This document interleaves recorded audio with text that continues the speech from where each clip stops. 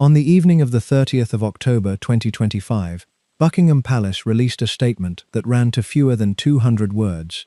It confirmed that King Charles III had begun the formal process of removing the style, titles and honours of his brother, the man who had been Prince Andrew, Duke of York, for the better part of 4 decades. From that evening forward, he would be known as Andrew Mountbatten Windsor. The statement also confirmed that his lease on Royal Lodge, the 30-room house in Windsor Great Park where he had lived for more than 20 years, was being surrendered. He would move to a property on the Sandringham estate in Norfolk, paid for privately by the king, far from the cameras, far from Windsor, far from everything. The statement did not mention Sarah Ferguson by name. It did not need to. Everyone who read it understood what it meant for her. Because Sarah Ferguson, the woman who had married that man in front of 500 million television viewers in July of 1986, the woman who had divorced him in 1996, and then continued to live under his roof for nearly 3 more decades, the woman who had spent that entire time insisting she had never really left the family that had expelled her, was now being removed, along with the furniture. She had no lease, she had no title that the palace recognized any longer in practice. She had no patronages left, because in the space of a single week the previous month, 7 charities had severed their ties with her, one after another, in public statements that used the same cold word again and again. Inappropriate.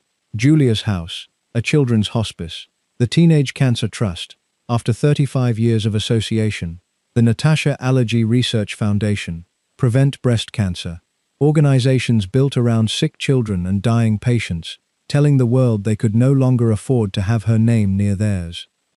39 years earlier, she had been the most popular royal bride in living memory. Now she was a 66-year-old woman looking for somewhere to live, reportedly considering an annex in her daughter's house, while the press combed through leaked emails in which she had called a convicted sex offender her supreme friend.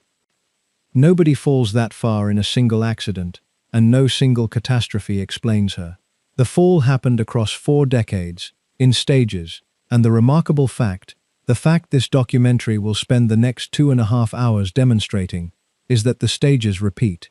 The same pattern, over and over, from 1986 to 2026. Sarah Ferguson spends money she does not have. The debt becomes unmanageable. She reaches for the one asset she has never lost, her proximity to the royal family, and she sells a piece of it. The sale becomes a scandal. The palace absorbs the damage without a word and pushes her one step further out. And then, incredibly, the cycle begins again, because the spending never stops. The debt is the engine of the entire story. Take away the debt, and there is no tow photograph in the south of France, no hidden camera in a Mayfair hotel suite, no £15,000 from Jeffrey Epstein, no email calling him a supreme friend, no final expulsion from Windsor Great Park. The brashness made her famous. The brazenness made her notorious. But it was the debt, always the debt, that made her dangerous, to herself and to the institution she married into. Before we go any further, if you enjoy long-form royal history told properly, from the documented record, do 2 quick things for me. Hit the like button and subscribe with notifications on, because we publish deep documentaries like this one every week. And drop a comment telling me where in the world you are watching from. I read every one. Now, back to the story, because to understand the woman in that hotel suite, you have to understand the moment the palace never forgave. The 23rd of May, 2010. A suite at the Mayfair Hotel in London. The footage that survives from that night runs a little over 3 minutes in its broadcast form, and it shows Sarah Ferguson, Duchess of York, sitting across a coffee table from a man she believes to be a wealthy international businessman. On the table is a briefcase. Inside the briefcase is $40,000 in cash. The man has just explained that this is a down payment. The full amount under discussion is £500,000. And in exchange for that £500,000, Sarah Ferguson explains, in language that is careful, specific, and unmistakably transactional, what the businessman will receive. Access to her former husband. Access to Prince Andrew, who at that time held the position of the United Kingdom's Special Representative for International Trade and Investment, a taxpayer-funded role that sent him around the world opening doors for British business. £500,000, she tells the man on camera, opens doors. She picks up the briefcase. That detail matters, and the camera catches it. She does not have an aide carry it. She does not arrange a discreet transfer. She physically takes the case of cash, and at one point she is heard saying words that would follow her for the rest of her life. Words about being able to deliver. Words that named her former husband as the man who would meet the buyer once the money was in place. Andrew would later deny absolutely and consistently that he knew anything about the arrangement, and no evidence ever emerged that he did.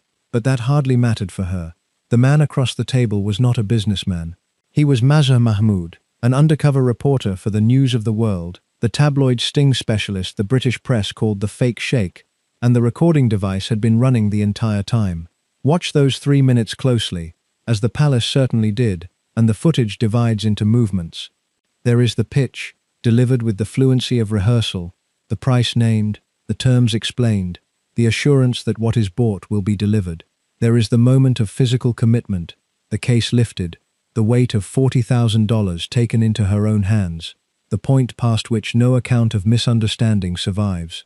And there is, threaded through all of it, the thing that makes the tape genuinely painful rather than merely damning.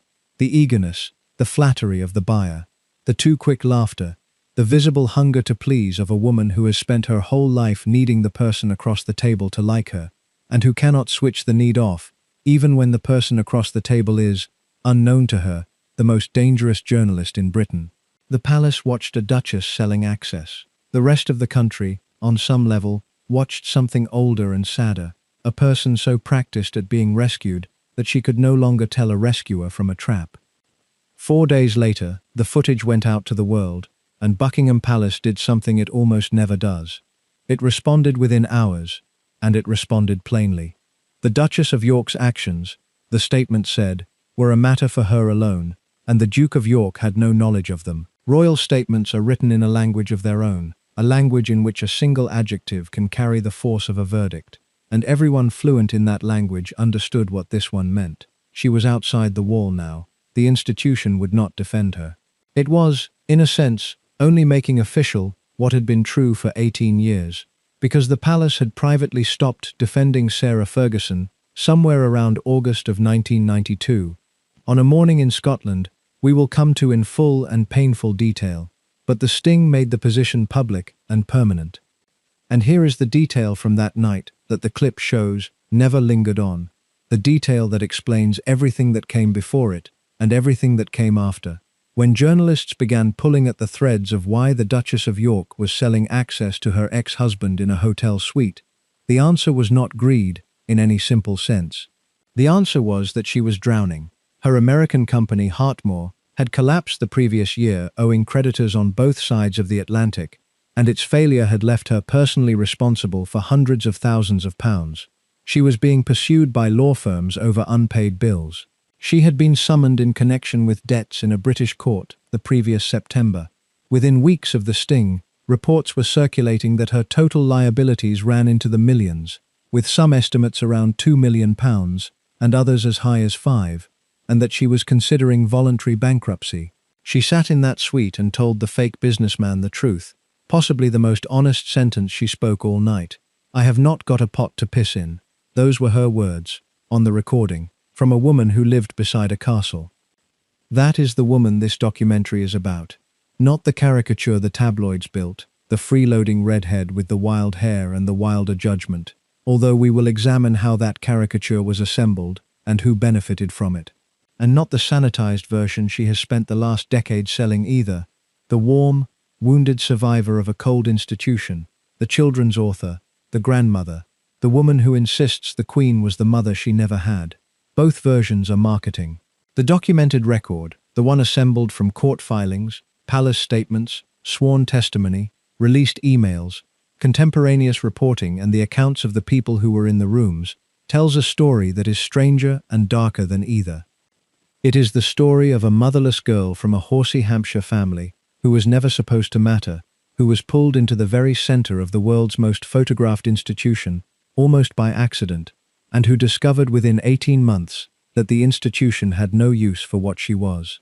It is the story of the fastest fall from public adoration to public contempt in modern royal history, faster than Wallis Simpson's, faster even than what later happened to Meghan Markle, because Sarah Ferguson managed it before the internet existed. in an era when destroying a reputation still required actual ink. It is the story of a financial black hole that no income could ever fill. A woman who earned, by any reasonable accounting, tens of millions of pounds across her lifetime, from books, from television, from endorsement deals that at their peak paid her more per year than the Queen received from the civil list, and who was nonetheless in serious debt in 1992, catastrophic debt in 1996, near bankruptcy in 2010, and begging a sex offender for rent money in 2011. And it is the story of a cleanup operation, because the most extraordinary thing about Sarah Ferguson's 40 years in public life is not the scandals. It is how much of the wreckage was made to disappear behind closed doors, and by whom. Start with the Coutts overdraft that stood at more than £4 million when she divorced, and the question, never fully answered, of who satisfied the bank. Consider next the divorce settlement she described for years as a pittance of £15,000 a year, until senior officials revealed to the Sunday Telegraph that the true package had included £350,000 in cash, £500,000 from the Queen towards a house, and a private monthly allowance from Andrew that by 2010 was estimated to have totaled another £500,000. Then there are the debts a Guernsey-based banker named David Rowland reportedly paid down, around £85,000 of them, at the same time his family's bank was extending money to her ex-husband. The other debts, and this is not tabloid speculation, but the substance of email records released decades later, that were settled by Jeffrey Epstein. Every time Sarah Ferguson hit the rocks, hands reached out of the darkness to pull her off them, and almost every one of those hands would eventually present a bill of its own. The palace paid in embarrassment. The bankers paid for influence. Epstein paid for the thing Epstein always paid for, which was ownership of people who might one day be useful. By the end of this documentary, you will understand the full shape of the machine. You will know why a girl who grew up polo distance from the royal family arrived at Buckingham Palace, already carrying the wound that drove everything. A mother who walked out when she was 12 and drove away to Argentina with a polo player, while her daughter stood in the drive.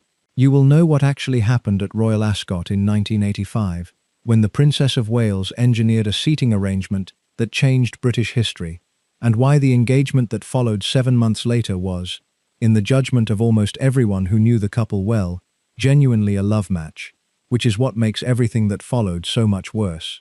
You will know how completely Britain adored her in the summer of 1986, when her wedding drew crowds London had not seen since the coronation, and how it took barely a year for the same newspapers to turn, and what she did on a game show set in June of 1987 that convinced the old guard at the palace she was a liability who could never be trained.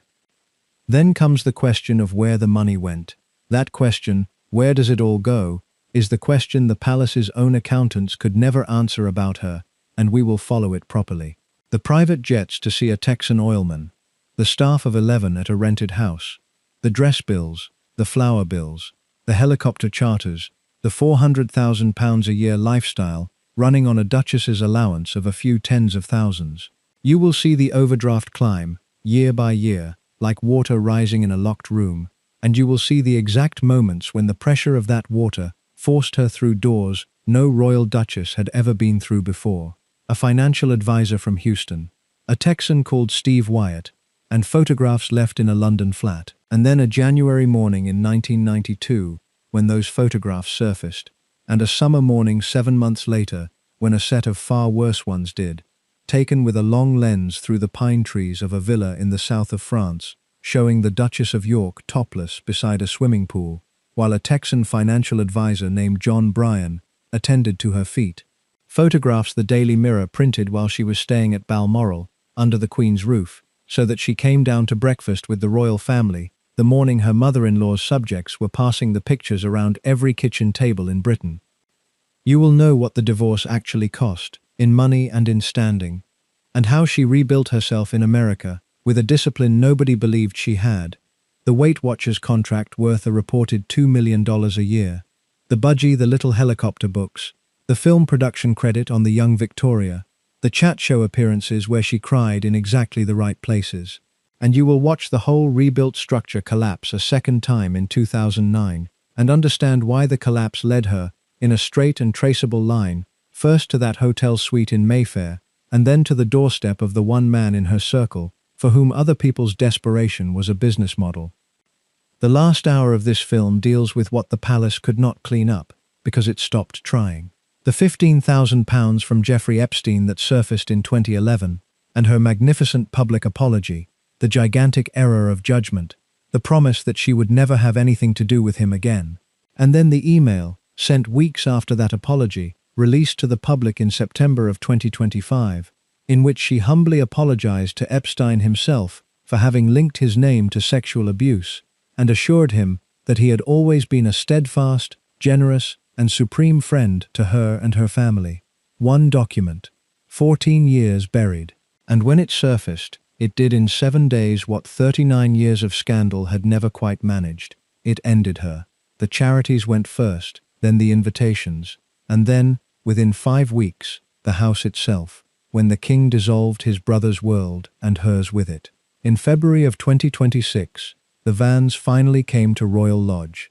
Andrew went north to Norfolk, to a farmhouse on the Sandringham estate, into what royal writers openly called exile. Sarah Ferguson went nowhere in particular. After 40 years inside the gravitational field of the British monarchy, she ended exactly where she began, a private citizen with red hair, no title anyone would use, and bills coming due. The palace spent years cleaning up after Sarah Ferguson. That is not a figure of speech. It is a documented series of payments, statements, negotiated silences, and strategic expulsions stretching from 1988 to 2026, and it is the connecting thread of everything you are about to see. A word before we begin about how this film works, because the subject demands it. Sarah Ferguson is one of the most written about and least accurately described people of the modern era, a woman about whom almost any claim can be sourced to some tabloid somewhere, and so this documentary holds itself to a narrower standard. What you will hear is built from the documented record, court judgments and palace statements, the released Epstein correspondence, the contemporaneous reporting of named publications, the on-the-record accounts of named individuals, the sworn and the filmed and the published. Where the record contains only allegation, you will hear it described as allegation. Where participants dispute an account, you will hear the dispute. And where this story touches the gravest matters in it, the crimes of Jeffrey Epstein and the allegations made against Andrew, you will hear precisely what is established and what was denied, because a story this damning needs no embroidery and receives none here.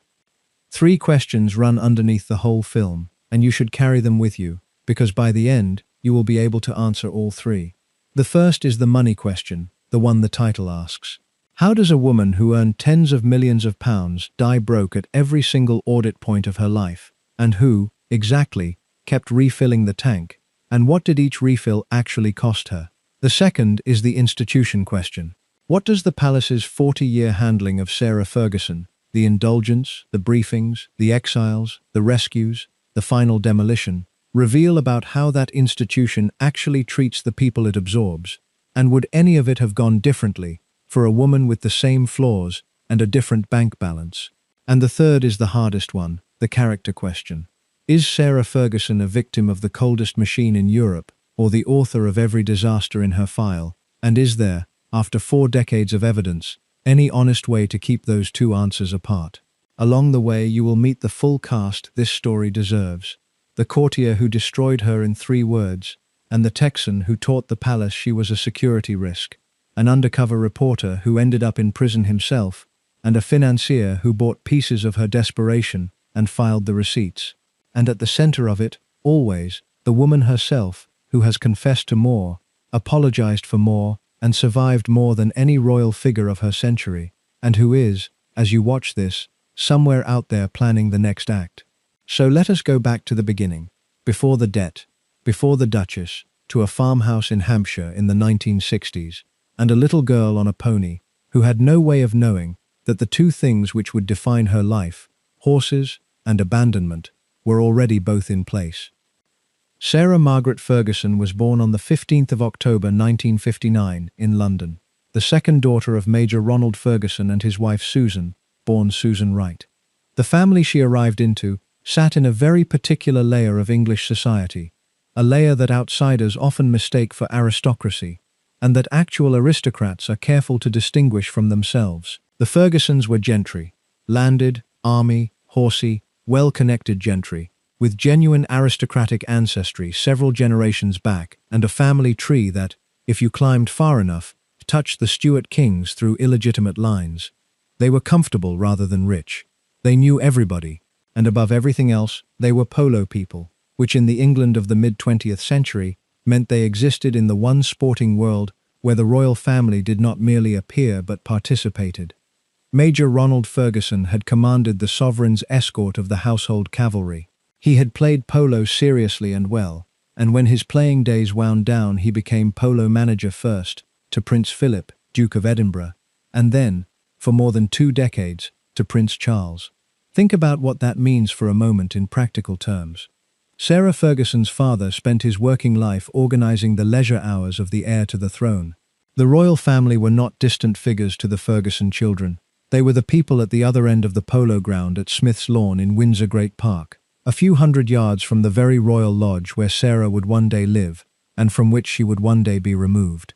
She and Prince Andrew had in fact met as children, at polo, in the way that all the children of that world met, without anyone attaching significance to it. The geography of her whole life was drawn before she was 10 years old.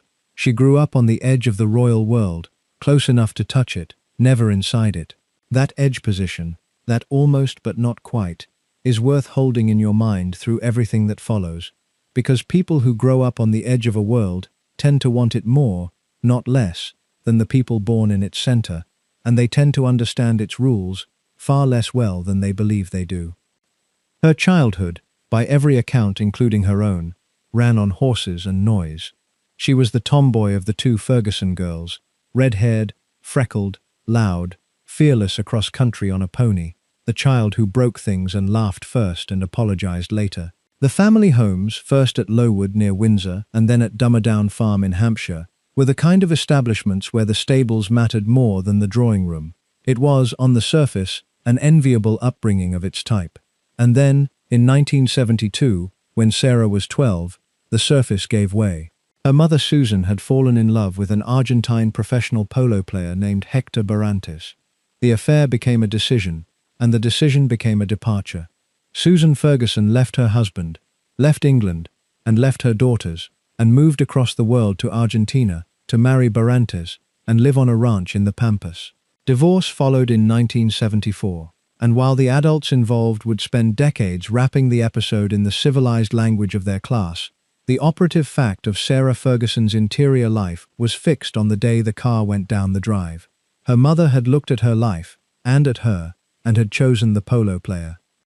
Susan Barrantes, as she became, was by most accounts a warm and glamorous woman who loved her daughters and was loved by them, and Sarah would spend school holidays on the ranch in Argentina and speak of her mother with fierce loyalty until Susan's death in a car crash in 1998. None of that softens the arithmetic of a 12-year-old's mind. Children do not process abandonment through the adult explanations offered to them afterwards. They process it as a verdict on themselves.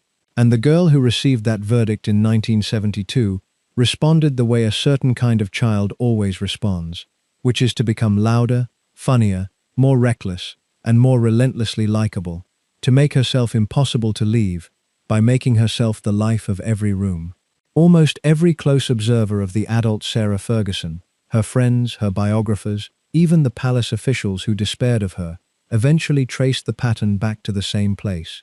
The neediness the courtiers found so undignified, the compulsive generosity she could not afford, the hunger for approval that made her an easy mark for flatterers and conmen for 40 years, all of it was built in a Hampshire farmhouse in the early 1970s by a mother's departing car. Her father stayed and raised the girls with the help of a housekeeper and eventually a second wife, and Ronald Ferguson deserves credit for staying. But Ronald was a hard, philandering, old-fashioned military man whose own spectacular fall from grace was still ahead of him, and the household he ran was not a place where a wound like Sarah's was ever going to be examined. It was a place where you got back on the horse. She was educated at Daneshill School and then at Hurst Lodge, a girls' school in Sunningdale, heavy on dance and drama and light on academic expectation, where she was head girl and universally popular and left at 18 with modest qualifications and no plan. What followed was the standard trajectory for girls of her class in the late 1970s. A secretarial course at Queen's Secretarial College in London, where the graduation report famously described her as a bright, bouncy redhead who was a bit slapdash, but had initiative and personality.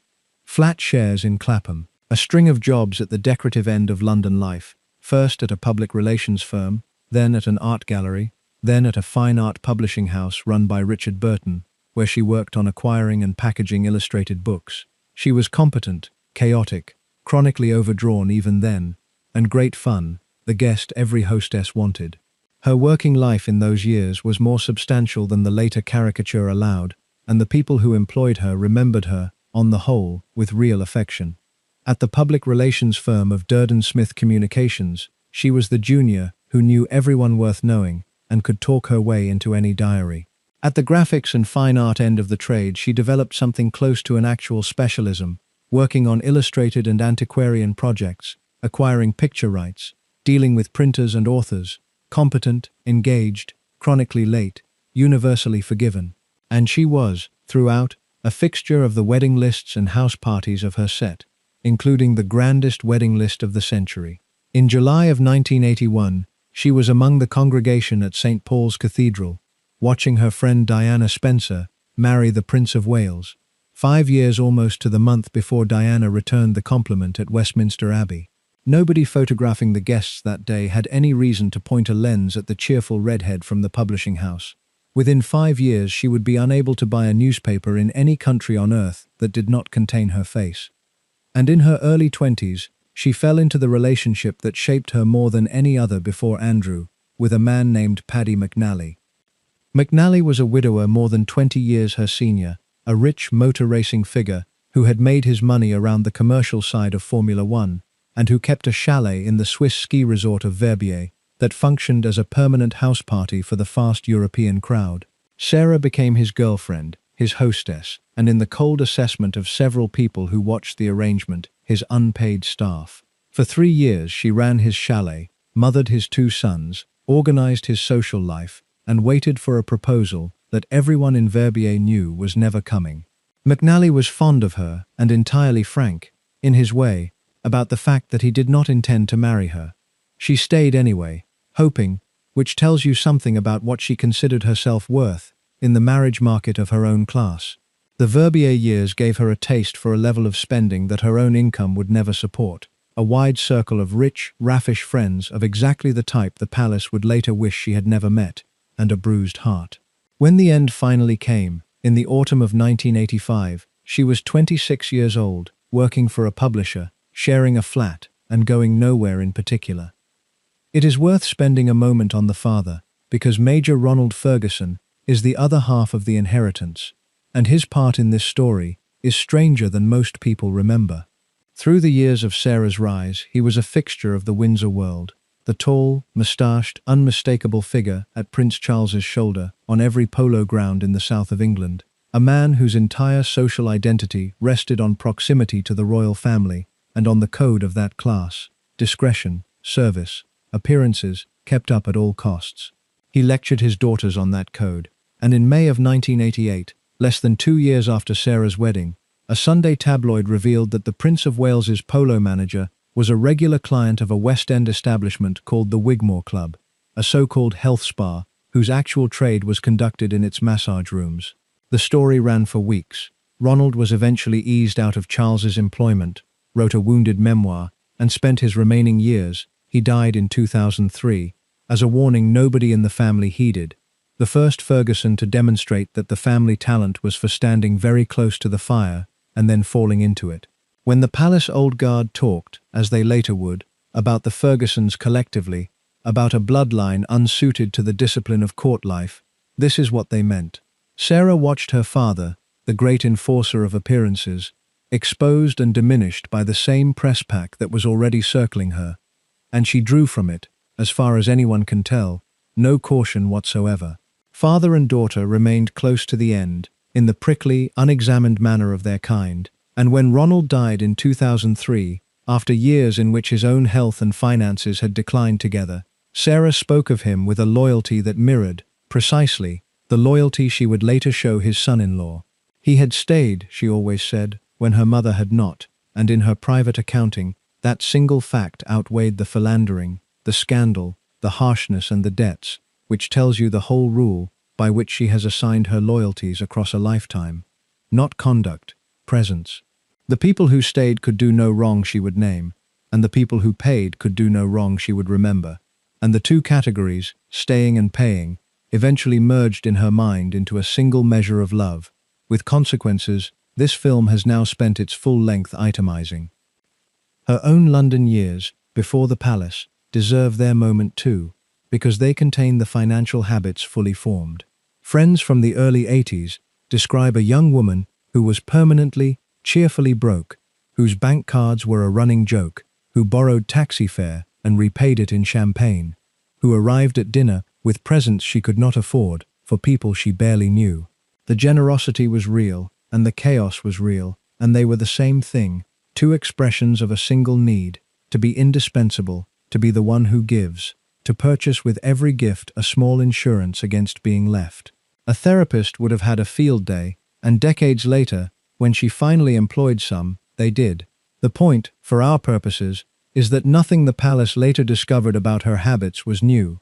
The overdraft did not corrupt her. The overdraft was her, scaled up by marriage to the largest credit line in Britain, and the men who vetted royal brides in 1986, to the extent anyone truly vetted this one, were examining her bloodline and her lovers when they should have been examining her bank statements.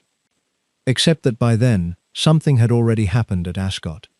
To understand it, you need one more piece of the board, and that piece is Diana. The Princess of Wales and Sarah Ferguson had known each other since their teens. Distant cousins, fourth cousins by the genealogist's reckoning. They were both daughters of the polo world, and after Diana's marriage in 1981, Sarah was one of the few people from her old life the new princess kept close. They lunched, they gossiped, they laughed at things princesses are not supposed to laugh at. By 1985, Diana's own marriage was already, privately, in serious trouble, and she had begun to take an active interest in the romantic life of her brother-in-law. Andrew, at 25, was the second son at the height of his glamour, a serving Royal Navy helicopter pilot who had flown in the Falklands War 3 years earlier and come home a national hero, the handsome one, the boisterous one, the one the tabloids called Randy Andy on account of a string of girlfriends that had included an American actress named Koo Stark, whose film history had given the palace a collective seizure. The Stark affair matters to Sarah's story more than a passing mention suggests, because it defined the vetting climate she was measured against. Andrew's relationship with Stark in the early 80s had been serious, by several accounts the most serious of his life to that point, and it had been ended, in the universal understanding of the period, by institutional pressure over a single early film role, a fact the palace never confirmed and never needed to. The lesson absorbed on all sides was that the second son's bride would face one test above all others, the absence of a usable past, and Sarah Ferguson, arriving in 1986 with the Verbier years, and the older man fully on the record, appeared to have failed that test in advance and been waved through regardless. Courtiers of the era later admitted to biographers that the reasons were three: the Queen's genuine liking for her, the polo world vouching that operated in place of due diligence for families like the Fergusons, and sheer relief, after the Stark drama and the Diana strains, at a candidate who made Andrew so plainly happy and the press so plainly delighted. The institution, in other words, ran its one famous filter on the wrong variable. It screened her past for lovers when it should have screened her present for liabilities, and the file that would actually destroy the marriage, the financial one, was the file nobody opened. The Queen wanted Andrew settled. Diana had a candidate. In June of 1985, during Royal Ascot Week, Diana arranged for Sarah Ferguson to be invited to the Queen's house party at Windsor Castle, and at lunch, she was seated next to Prince Andrew. What happened at that lunch has been told so many times by both participants that it has the polish of legend, but the core of it is agreed. There was a plate of chocolate profiteroles. Andrew tried to make Sarah eat them. She refused. He insisted. She punched him on the shoulder, or he elbowed her. The choreography varies, and the two of them laughed like children, while the most formal luncheon table in England looked on. He asked to see her again. It is worth pausing on how unusual the match was, because the press coverage of the engagement would later obscure it. Andrew was not falling for a shy, aristocratic teenager, vetted by courtiers, which is what the system had just produced for his brother, with results that were already curdling. He was falling for a loud, funny, worldly 25-year-old with a past, a woman who had lived with an older man, who drank and swore and told jokes, who worked for a living after a fashion, and who treated him not as a prince, but as a large, boisterous equal. For a man raised inside the deference machine, that treatment was intoxicating. Their courtship ran through the autumn and winter of 1985, in near total secrecy, conducted around his naval postings, and by all accounts it was genuinely happy. The Queen approved of her. Remember that, because it becomes almost unbearable later. Elizabeth II, who had watched her daughter-in-law Diana grow thin and strange and hostile, looked at this cheerful, horsey girl who could talk dogs and racing, whose father ran Charles's polo, and saw someone she understood. Of all the outsiders who married into the House of Windsor in the 20th century, Sarah Ferguson arrived with the warmest welcome from the sovereign herself. Andrew proposed at Flaws Castle in Scotland on the 23rd of February 1986, going down on both knees, and she said yes, and then told him that if he woke the next morning regretting it, she would release him without a word. He did not regret it. He designed the ring himself, a Burma ruby surrounded by diamonds, chosen, he said, to match her hair. The engagement was announced from Buckingham Palace on the 19th of March 1986, and the couple gave the traditional television interview that same day, and Britain fell in love on the spot. The contrast with the Wales engagement interview 5 years earlier could not have been sharper, where Charles had famously hedged about being in love, whatever in love means. Andrew and Sarah sat thigh to thigh finishing each other's sentences and teasing each other about the proposal. She was asked what she would bring to the royal family, and answered without a flicker of the approved humility. Herself.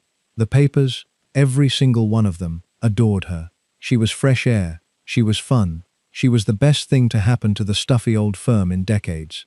The same sentences, nearly word for word, that would be written about another bride 30 years later, and with the same shelf life. The word most often reached for was refreshing, and it is worth asking what exactly was being refreshed, because the answer explains the whole tragedy that followed. By 1986, the royal family was 4 years into the Diana phenomenon, and the strain was showing. Diana had brought glamour beyond anything the institution had ever known, and with the glamour had come a press appetite that the palace could no longer feed or control.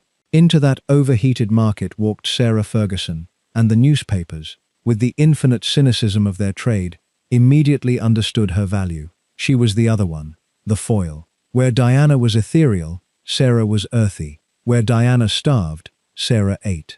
Where Diana was fragile, Sarah was a laugh. For roughly 18 months that framing worked in Sarah's favor, and she made the mistake, the entirely human and entirely fatal mistake, of believing the coverage described a real relationship between herself and the British public. It did not. It described a storyline, and storylines require reversals. The same editors who built her up as the fun one had already priced in the moment they would flip her into the vulgar one, because the flip itself would sell papers twice. To understand why the flip was so total and so fast, you need one piece of industrial context that royal histories usually leave out. The late 1980s were the most savage circulation war in the history of the British press.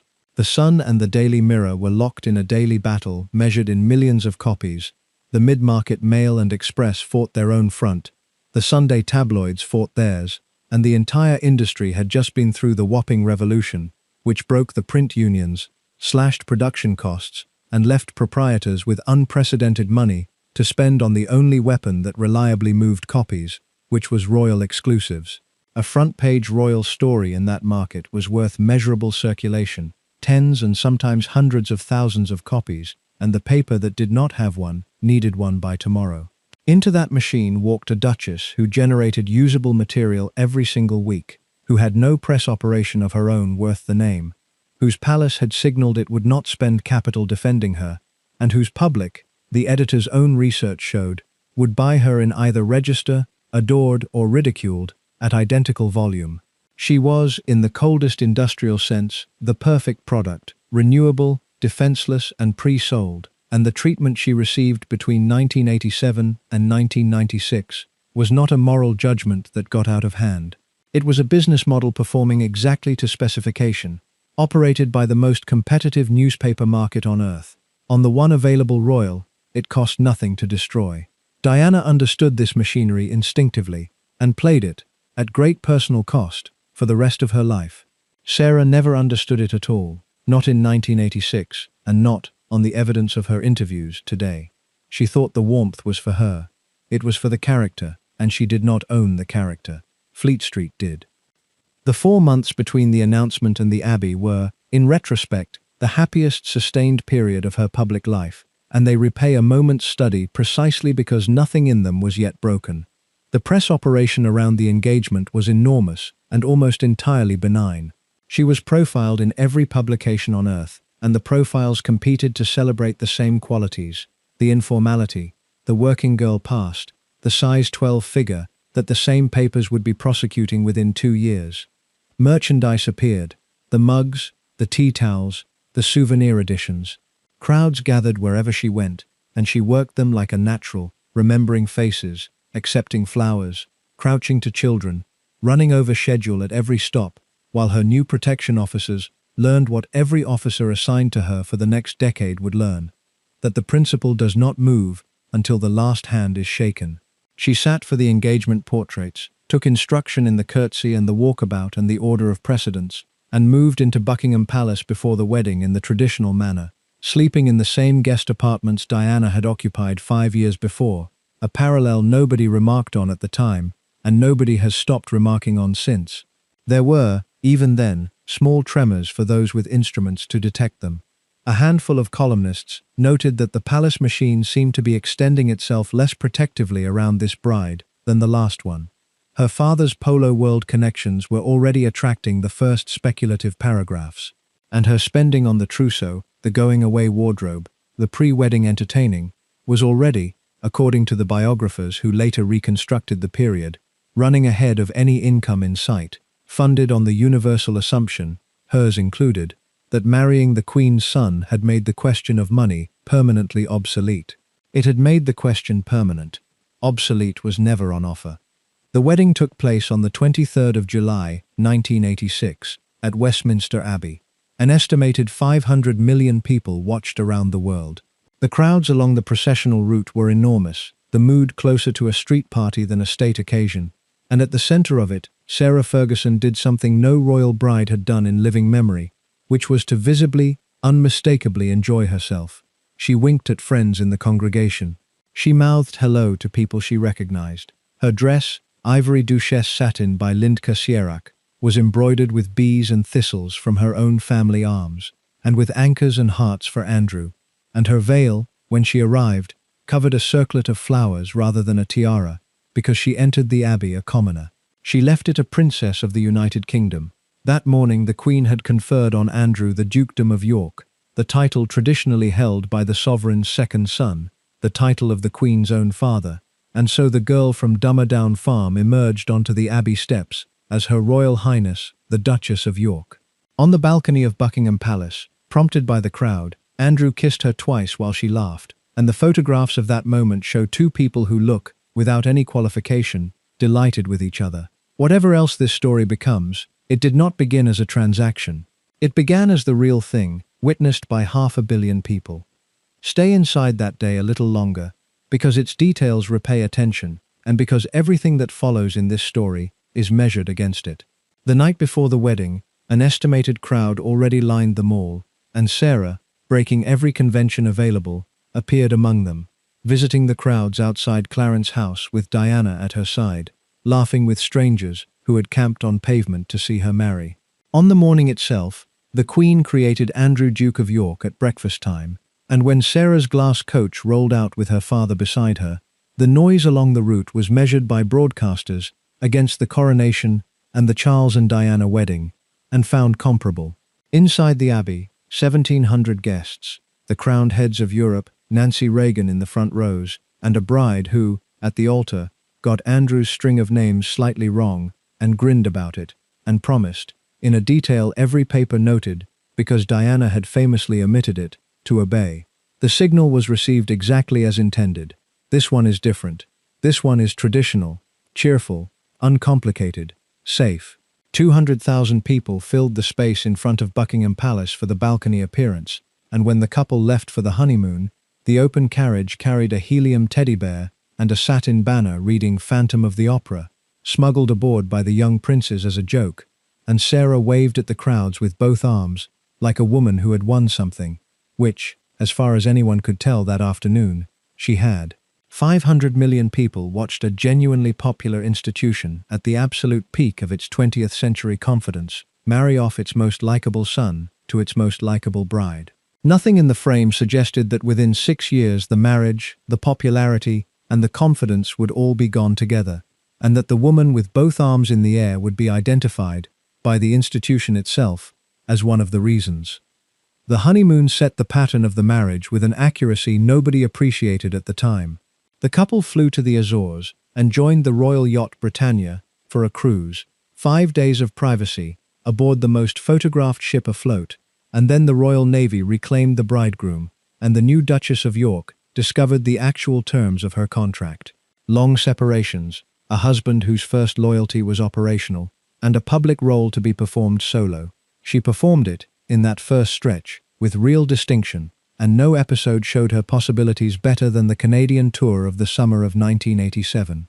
The set-piece engagements went well enough, but the tour's second half was the revelation, a genuine wilderness expedition down the Hanbury and Thelon rivers in the Northwest Territories, nearly 2 weeks of canoeing and camping through country without roads, the Duchess paddling her own boat, filthy and sunburned, and visibly in her element, charming the guides, mucking in with the portage.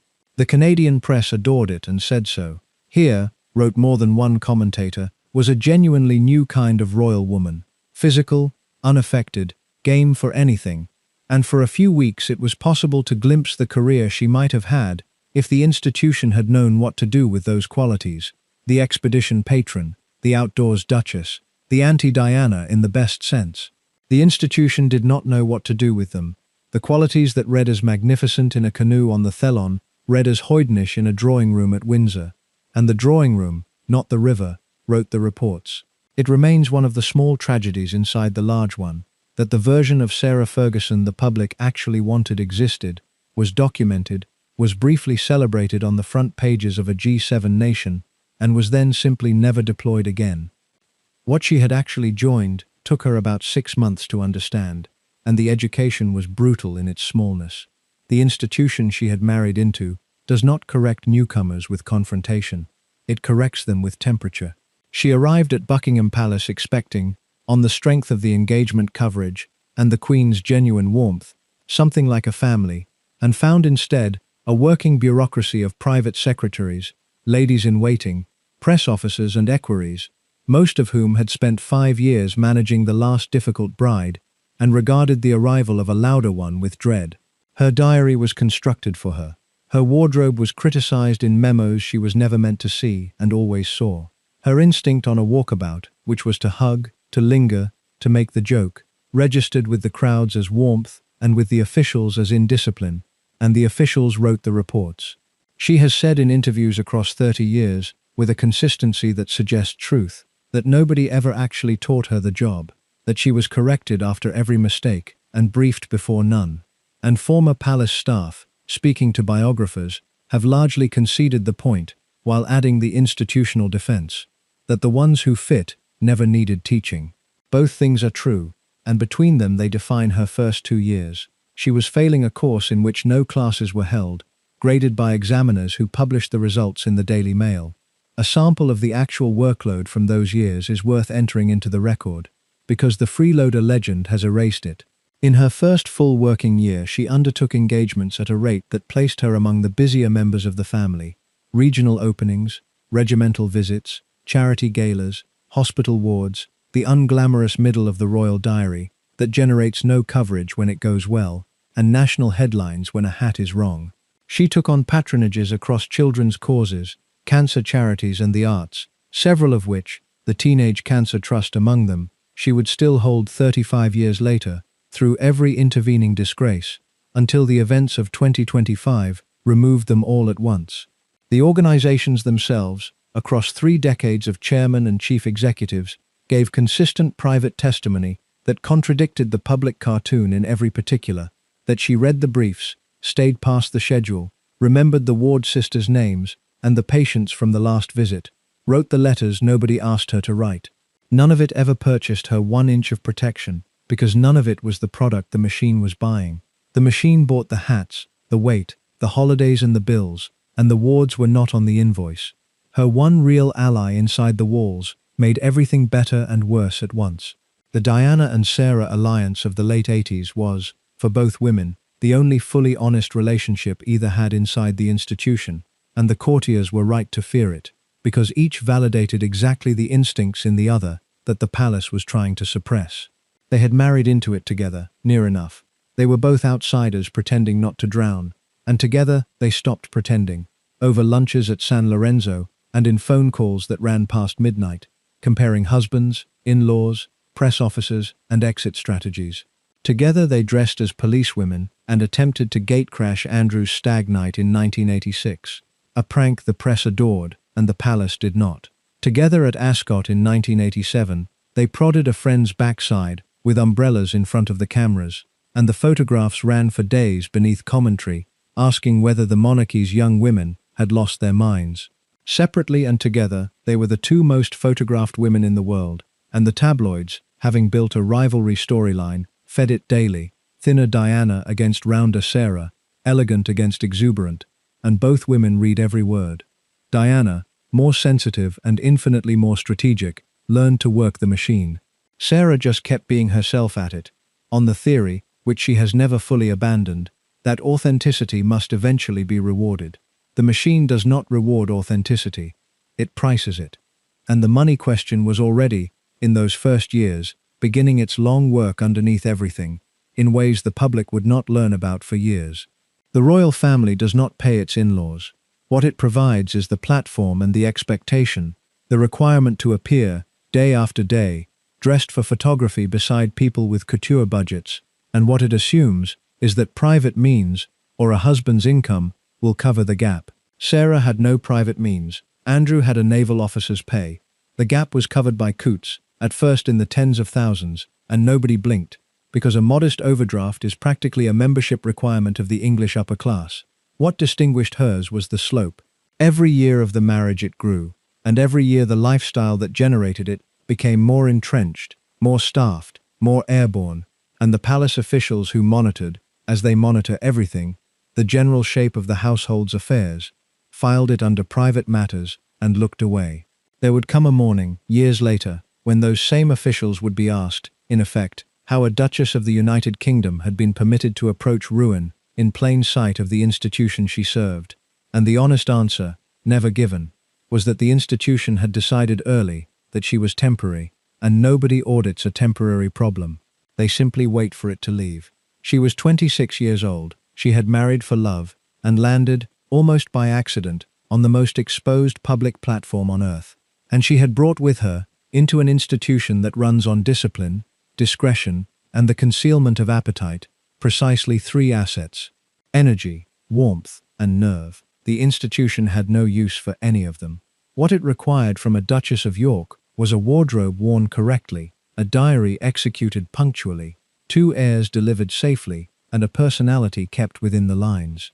What it had acquired instead was a woman with a hole in her where her mother used to be, a spending habit formed in other people's chalets, no money of her own, no training, no protection, and a genius for exactly the kind of headline the 20th century's most ruthless press corps was learning to manufacture. The palace old guard, the men in grey suits as Diana called them, watched the balcony kiss with reservations they kept to themselves. The overdraft, the Texan, the photographs, the debt, all of it was still years away. But the machinery that would produce them was already assembled and running. All it needed was time, and the first invoice arrived faster than anyone imagined. The first year, to be fair to everyone involved, went well. The new Duchess of York threw herself at the job with the enthusiasm of the head girl she had once been. She took on engagements at a rate that outpaced most of the working family. She charmed rope lines from Belfast to Los Angeles, and she pulled off one feat of genuine public relations brilliance that deserves to be remembered, because almost nobody remembers it. Andrew was a helicopter pilot, and helicopters frightened her, so she decided the answer was to learn to fly them herself. She qualified first on fixed-wing aircraft, and then, against every expectation including her own, on helicopters, earning her private licenses and the nickname Budgie along the way, a nickname she would later turn into a children's book franchise, and the franchise into a fortune, and the fortune into a scandal. Because in this story, everything eventually becomes a scandal. Budgie is in fact the perfect miniature of her entire commercial life, and it is worth 30 seconds now to save an hour of confusion later. The books, published from 1989, drew immediate accusations, never resolved in any court, that the flying helicopter concept leaned on an earlier children's character, and drew louder accusations, resolved very much against her at the bar of public opinion, that a duchess had no business trading on her royal position for private profit, particularly once it emerged that only a portion of the proceeds was reaching charity. There it all is, in embryo, in 1989, the genuine commercial instinct and the borrowed idea, a blurred line between the royal person and the private brand, and a charity wrapper that turns out, on inspection, to enclose a business. And the institutional fury, not at the sin, which the family had seen before, but at the visibility of the sin. Every enterprise she touched for the next 35 years, the film production credits, the wine label, the lifestyle ventures, the memoirs, the 50 children's titles, ran on the same chassis, and so did every ensuing row. The palace never developed a policy for her, because the institution's categories could not hold her. She was not a working royal, not a private citizen, not an ex-wife in any normal sense, but a one-woman commercial territory flying royal colors without royal permission, and the flag dispute was never settled. It was simply renewed, decade after decade, until 2025, when the palace resolved it by striking the colors themselves. In the winter of 1986, she and Andrew toured Canada. In early 1988, they toured California, a trip the press billed as the Yorks conquering America, and if the coverage was already a degree cooler than the wedding summer, it was still coverage a palace could live with. Her first pregnancy was announced, and on the 8th of August 1988, at the Portland Hospital in London, she gave birth to Princess Beatrice of York, fifth in line to the throne, the Queen's fifth grandchild, a redhead. 2 years later, on the 23rd of March 1990, Princess Eugenie followed. Whatever the world came to say about the Duke and Duchess of York, and the world came to say everything, the two daughters of that marriage grew up loved by both parents without interruption, through separation, divorce, disgrace and exile, and both princesses say so to this day. It is the one clean achievement in the whole file, and it was an achievement built deliberately, against the gravity of the situation, through the very years when everything else was collapsing. Through the separation, the scandals and the divorce, the Yorks maintained a joint domestic operation that baffled observers and lawyers alike, holidaying together with the girls every year, skiing at Verbier as a foursome, sharing school runs and sports days, presenting to Beatrice and Eugenie a united front so complete that both princesses have said in adulthood they barely registered the divorce as an event. The arrangement had no precedent in the family and no name in the culture of the time, decades before amicable co-parenting became a public ideal, and it was driven, all accounts agree, by the one conviction the two of them never disagreed on, that the girls would not live through what Sarah had lived through in 1972. Whatever the file says about either of them separately, the file on this is unanimous, and it is why the eventual living arrangement at Royal Lodge, which the press treated for 20 years as an eccentric mystery, was never mysterious to anyone who understood the founding principle. They had simply never fully dismantled the household, they had only ever dismantled the marriage. But by the time Beatrice was born, the turn had already happened, and it is possible to date it almost to the week. The 15th of June, 1987. Alton Towers Amusement Park, Staffordshire.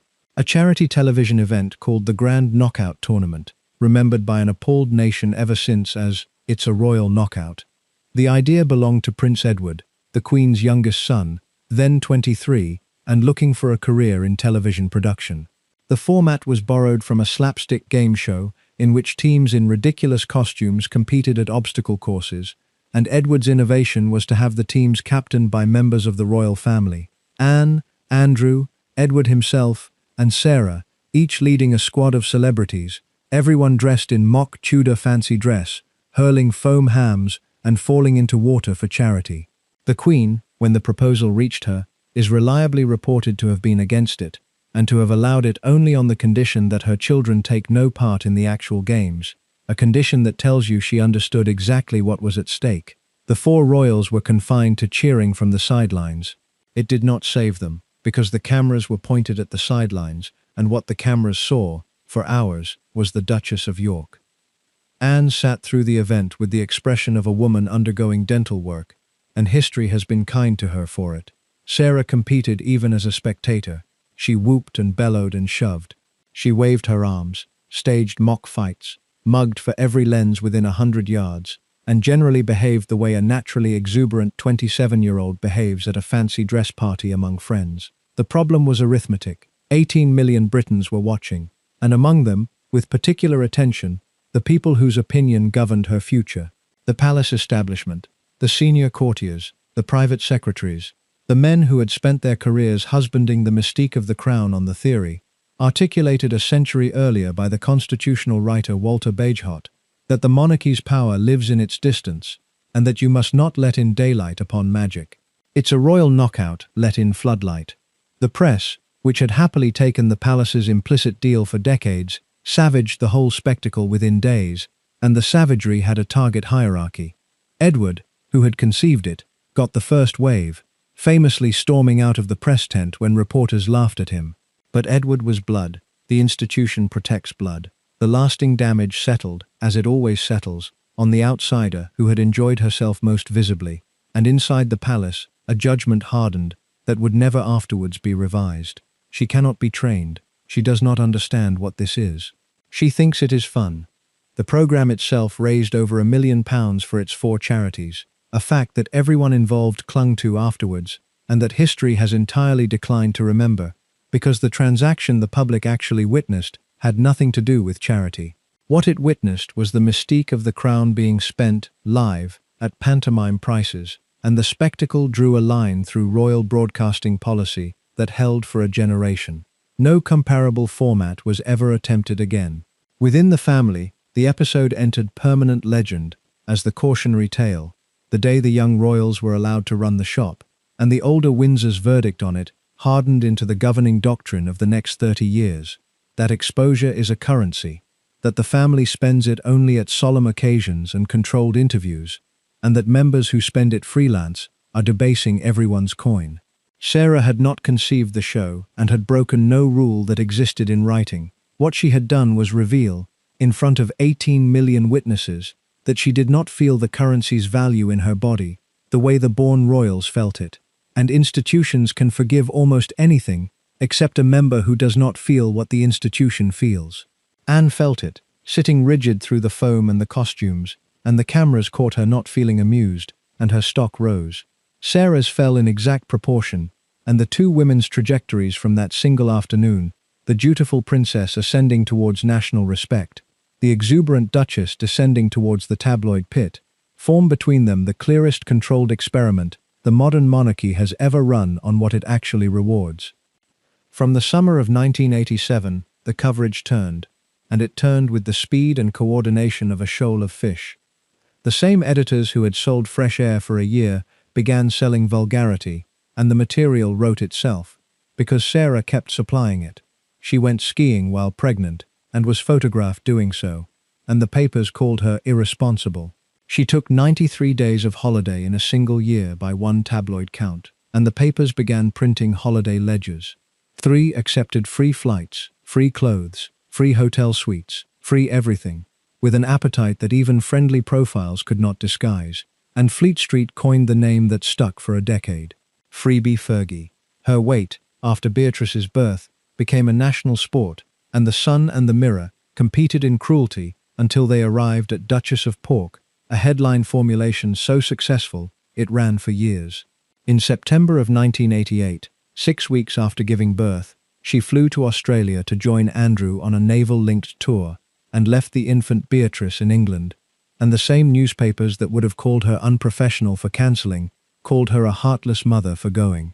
The Australia episode had a further dimension that the coverage buried and that matters for the fairness of the record. The tour was long planned. The separation from the baby was on medical and official advice of the era about infants and long-haul travel. The Queen herself had left infant children for far longer tours in the 1950s, to no criticism whatever, and Sarah's own accounts describe the weeks away from Beatrice as genuinely agonizing, a repetition, she noted, with the bitterness of someone who saw the shape of it, of her own childhood abandonment, now performed by her under institutional orders and prosecuted by the press as personal cruelty. None of that context made a single headline at the time. Context never did, where she was concerned, and the Australia coverage marked the moment she appears to have understood it. The moment, her friends from the period say, when something in her relationship with Britain broke and never fully mended. Because a woman can survive being attacked for her failures, but being attacked for her obedience teaches a darker lesson, that the game itself is fixed, and people who conclude the game is fixed stop, sooner or later, playing carefully. That episode is worth freezing for a moment, because it shows the machine in its purest form. There was no version of the Australia decision that produced good coverage. The story was no longer reporting on her behavior, the story was hunting her, and her behavior merely selected which weapon was used in a given week. The freebie culture deserves a closer look than the nickname allows, because it was the visible edge of the financial structure that would eventually collapse, and because it was, in its way, rational. Sarah Ferguson was expected to live like a duchess on the income of a commander's wife, and the market offered a solution. Designers wanted her photographed in their clothes. Airlines wanted her on their inaugural routes. Resorts wanted her by their pools. Jewelers wanted her in their stones. And all of them offered the same price, free, in exchange for the one asset she held, her image. She took the deal, hundreds of times, and by the accounting of one newspaper investigation, she and Andrew accepted so much free travel, accommodation, and merchandise in a single 18-month stretch that the value ran comfortably into 6 figures. Every acceptance was individually defensible and collectively fatal, because each one transferred a sliver of royal mystique to a commercial buyer and confirmed the emerging public verdict that the Duchess of York was for hire. The palace watched this too, and again said nothing to her face, and again briefed its displeasure sideways into the press, which converted the displeasure into headlines, which deepened the disgrace, which lowered her market value, which made the free things more necessary. By 1989, the cycle was fully constructed and self-sustaining.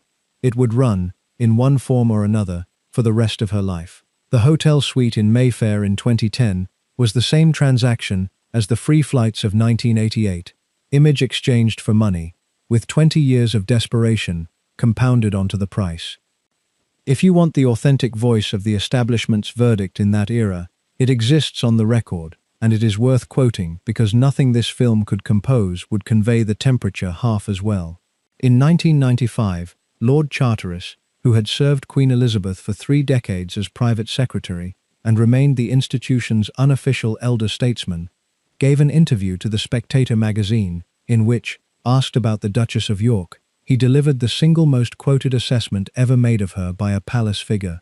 Vulgar, vulgar, vulgar, he said, and added that she was simply not cut out for the job. 3 words, from the man who had drafted the Queen's speeches for a generation, printed while Sarah was still technically a member of the family, her daughter's 5th and 6th in line to the throne. No rebuke followed. No distancing statement was issued. Charteris had said in public what the corridors had been saying in private since 1987, and the silence that greeted it told everyone, including her, that he had spoken with the grain of the house. She has referred to the wound of that verdict many times since, usually with a joke armored around it, and the joke never quite covers it, because vulgar was the precise weapon. Not wicked, not dishonest, not even extravagant, vulgar. It is the one charge in the English class arsenal against which there is no defense and from which there is no rehabilitation, because it describes not what you have done, but what you are. And the institution had concluded, and now confirmed, through its most authoritative retired voice, that what she was could never be mended, only managed, and eventually, when management failed, removed. None of which is to pretend the ammunition was invented, because it was not, and this documentary is not in the business of pretending. The spending was real, and it was becoming spectacular. Consider first what she actually had. As Duchess of York, Sarah received no salary and no civil list provision of her own. Andrew had his naval pay, roughly £30,000 a year at the time, plus a parliamentary annuity that was largely consumed by office and staff costs. By the standards of the world they were required to move in, the Yorks were not rich, and unlike the Waleses, they had no duchy income behind them.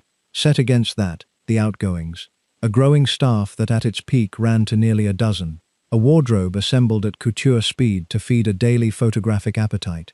Parties, presents, chartered aircraft, Sarah's personal generosity, which every friend attests to and every accountant despaired of, meant Christmas lists with hundreds of names on them and gifts bought in department store sweeps. And above all, from 1987, the house. As a wedding present, the Queen paid for the construction of a new marital home for the Yorks, on Crown land at Sunninghill Park near Ascot, and the couple, given a blank sheet of paper, produced a 50-room red brick mansion with a swimming pool, a snooker room, and a marble-floored entrance hall, at a reported cost of around £5 million. When photographs of the finished building appeared in 1990, the press took one look at the sprawling ranch-style roofline and named it South York, after the Dallas Ranch in the television series.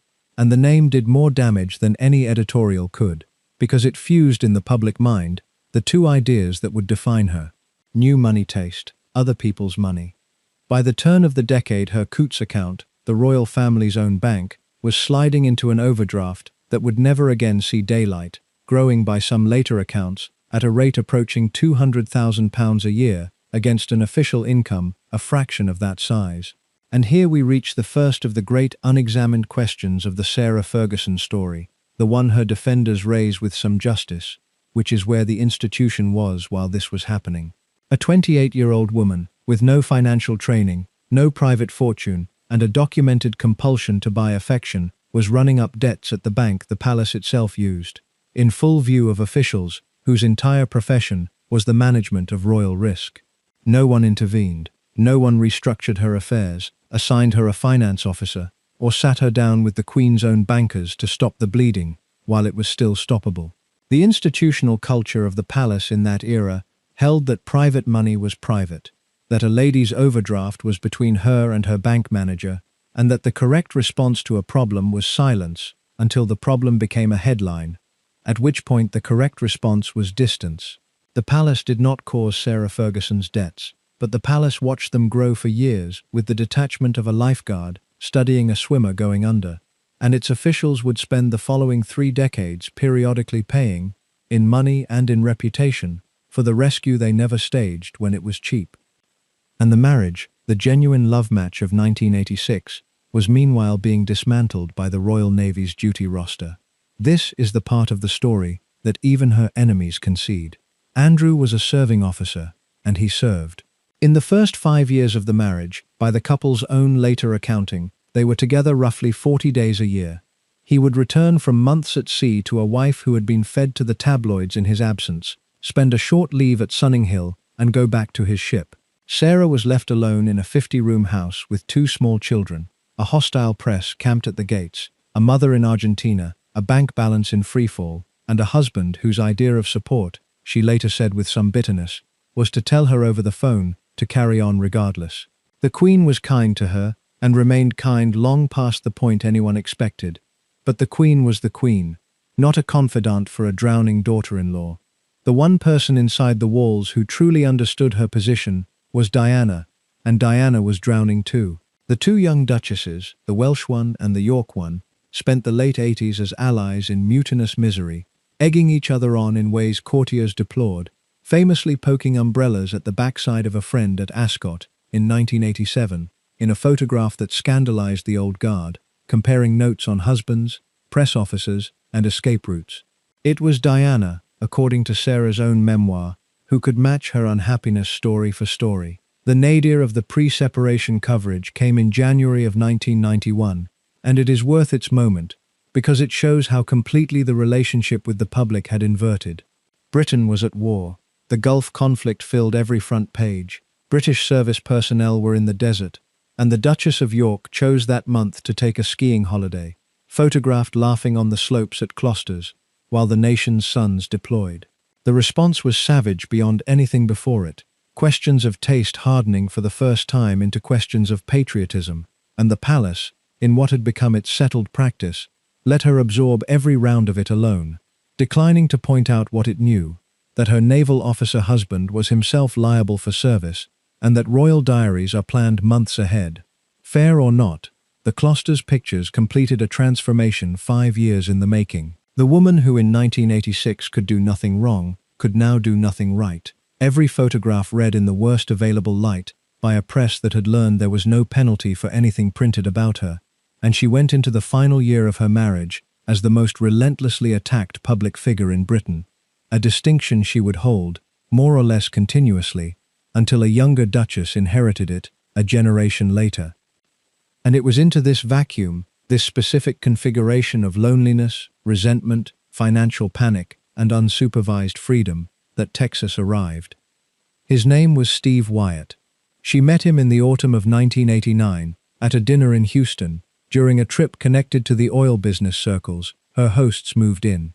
He was the adopted son of Oscar Wyatt, a Texan oil tycoon of legendary ruthlessness, and Steve himself was handsome, spiritual in the crystals and yoga manner of rich men of that period, attentive, and everything her absent husband was not.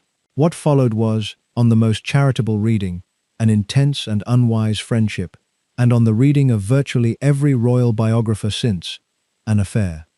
He visited her, she visited him. In 1990, while pregnant with Eugenie, she holidayed with Wyatt and a party of friends in Morocco, and Andrew's absence from the photographs of that holiday was noted in the usual quarters. Wyatt was seen at Sunninghill. He was introduced into her circle in London. The palace security apparatus, which sees everything and says nothing, saw all of it, and the men in grey suits added a new file to the shelf. For a while, nothing happened. Nothing ever happens, in that world, until it happens in print. The Wyatt interlude also produced one episode that has never been fully explained and that royal historians still turn over, because it shows how far the boundary had already dissolved. In 1990, at the height of the friendship, Wyatt was given a form of access no Texan financial dabbler had any conventional claim to. He appeared in the York's circle, at events where presence itself was the currency. And in the most notorious instance, he arranged and attended a lunch that brought an Iraqi oil executive into contact with senior British figures, in the very season Saddam Hussein's invasion of Kuwait was pushing Britain towards war. A piece of freelance social engineering that reached the newspapers, caused genuine alarm in official quarters, and attached to Sarah, fairly or not, the most damaging of all the labels available in that world, security risk. It hardly mattered whether she had understood what she was enabling. The point absorbed by the men in grey suits was that she could be used, that access to her was access to everything behind her, and that she either could not see this or did not care. Every future disaster, the Bryan arrangement, the fake sheikh, the Epstein money, was a variation on the theme first stated by Steve Wyatt, and the palace, which had filed the theme away in 1990, greeted each variation not with surprise, but with the weary recognition of men watching a forecast come true. It happened in print in January of 1992, by way of a detail so absurd that a novelist would cut it. A window cleaner, working at a flat in Cadogan Square in London that Wyatt had previously occupied, found a package of 120 photographs abandoned on top of a wardrobe. The photographs showed the Duchess of York and Steve Wyatt on the Moroccan holiday, at ease with each other in ways that required captions from no one, and several showed Wyatt playing with the young Princess Beatrice. The photographs made their way, as such things do, to the newspapers. The palace made no comment. Sarah has always maintained the Wyatt friendship was platonic, and no photograph in the package proved otherwise. It did not matter. The pictures ended the marriage. What they showed was deniable. What they triggered was not, and what they triggered happened at Sandringham within days of publication. Andrew and Sarah, by both their accounts, sat down that January and agreed, with more sadness than anger, that the situation had become impossible. She asked for a separation. He agreed to seek one.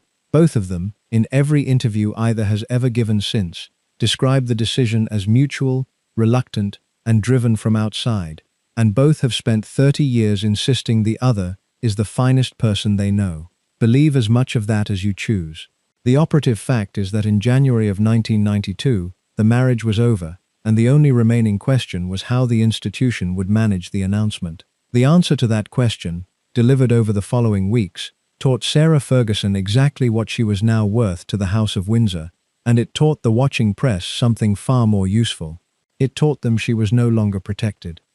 The separation was announced on the 19th of March 1992, 6 years to the day since the engagement had been announced from the same building. The statement was brief and courteous. What accompanied it was not.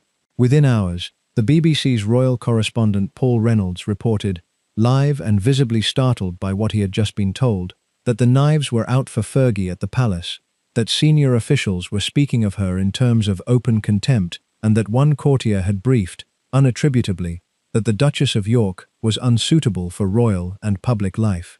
Think about the mechanics of that for a moment, because the mechanics are the story. A palace which had declined for 6 years to say one word in her defense, found the capacity, on the day of her separation, to organize a hostile briefing operation against the mother of 2 princesses of the blood. It was the institutional equivalent of a door being bolted from the inside, and every editor in London heard the bolt slide home. From the 19th of March 1992, Sarah Ferguson was fair game, declared so by the only authority whose declaration mattered. The consequences arrived within 5 months, on a poolside in the south of France, and they arrived through a telephoto lens. In the spring and summer of 1992, the separated Duchess of York existed in a status no one had designed and no one controlled. She was still married. She was still the mother of the 5th and 6th in line to the throne. She still had police protection, an office, and invitations to the family's private calendar, including, that August, the annual gathering at Balmoral, and she had a new advisor. His name was John Bryan, another Texan, a friend and business associate of Steve Wyatt, who had stepped forward after the separation in the role of financial advisor to the Duchess, managing, as he put it to journalists with a straight face, her business affairs. Bryan was energetic, sharp-suited and utterly unembarrassable, and whatever the professional services rendered, by the summer everyone in her circle understood that the relationship had stopped being professional. In August, she went on holiday with Bryan, her 2 daughters, and her protection officers, to a rented villa at Saint-Tropez on the French Riviera. The villa was screened by pine woods. The pine woods, it turned out, were not screening anything. A French photographer named Daniel Angeli, one of the founding masters of the modern paparazzi trade, had been tipped off and had spent days in those woods with a lens the length of a rifle. What he came away with was a set of photographs whose contents you almost certainly know even if you have never seen them, because they entered the permanent folklore of the 20th century within a week. The Duchess of York, topless beside the pool, John Bryan, applying suntan lotion, and in several frames, Bryan crouched over her sunbed with her foot raised to his mouth, in the act that every headline writer on earth would render, accurately enough, as sucking her toes. The children were present at the villa. She was, in law and in the eyes of the public, still the wife of the Queen's son, and the negotiations for the pictures were already underway while the holiday was still in progress, because material like this had a market value that photographers of Angeli's caliber could estimate to the pound. The Daily Mirror bought British rights, Paris Match took France, and the Mirror, with a sense of timing that bordered on the artistic, scheduled publication for the 20th of August 1992, on which date Sarah Ferguson was staying, with her daughters, as a guest of Her Majesty the Queen, at Balmoral Castle. She knew it was coming. Word had reached the party the evening before, in the way word always reached Balmoral, too late to do anything but wait for the papers. The following morning the Mirror ran 10 pages under the front page headline announcing Fergie's stolen kisses, and the presses could not run fast enough to meet demand. The commercial numbers around those pictures deserve recording, because they explain everything about why her privacy had a bounty on it for the following decade. The Mirror's print run sold out across the country, and the paper added the better part of 1 million copies against its normal sale, reprinting through the morning. Paris Match's edition did the same across the channel. The photographs themselves changed hands for sums reported in the hundreds of thousands, and Daniel Angeli's agency licensed them around the planet in what the trade press described as one of the most profitable single sets in paparazzi history. Every picture editor on Earth completed the same calculation before lunch that day. One compromised duchess, photographed well, was worth more than a year of ordinary royal coverage, and from August of 1992, the long lenses never left her again, through every villa, every beach, every restaurant window, for the rest of the decade. She had become, in the industry's own bleak vocabulary, a banker, and there is no retirement from being a banker. There is only depreciation. And Sarah Ferguson had to come down to breakfast. The scene has been described by multiple witnesses, and by Sarah herself, in her memoir and in interviews since, and no dramatist would dare invent it. The dining room at Balmoral, the Queen, the Duke of Edinburgh, the Prince of Wales, assorted senior royals, at a sideboard breakfast beneath the stags' heads, with the morning newspapers laid out as they were laid out every morning of every royal residence's existence, because the one thing the family never permitted itself was the comfort of not looking. Her own account is precise about the temperature. Philip's contempt was open. The Queen's anger, she wrote later, was the worst of it. A cold, wounded fury from the one person inside the walls who had never stopped being kind to her.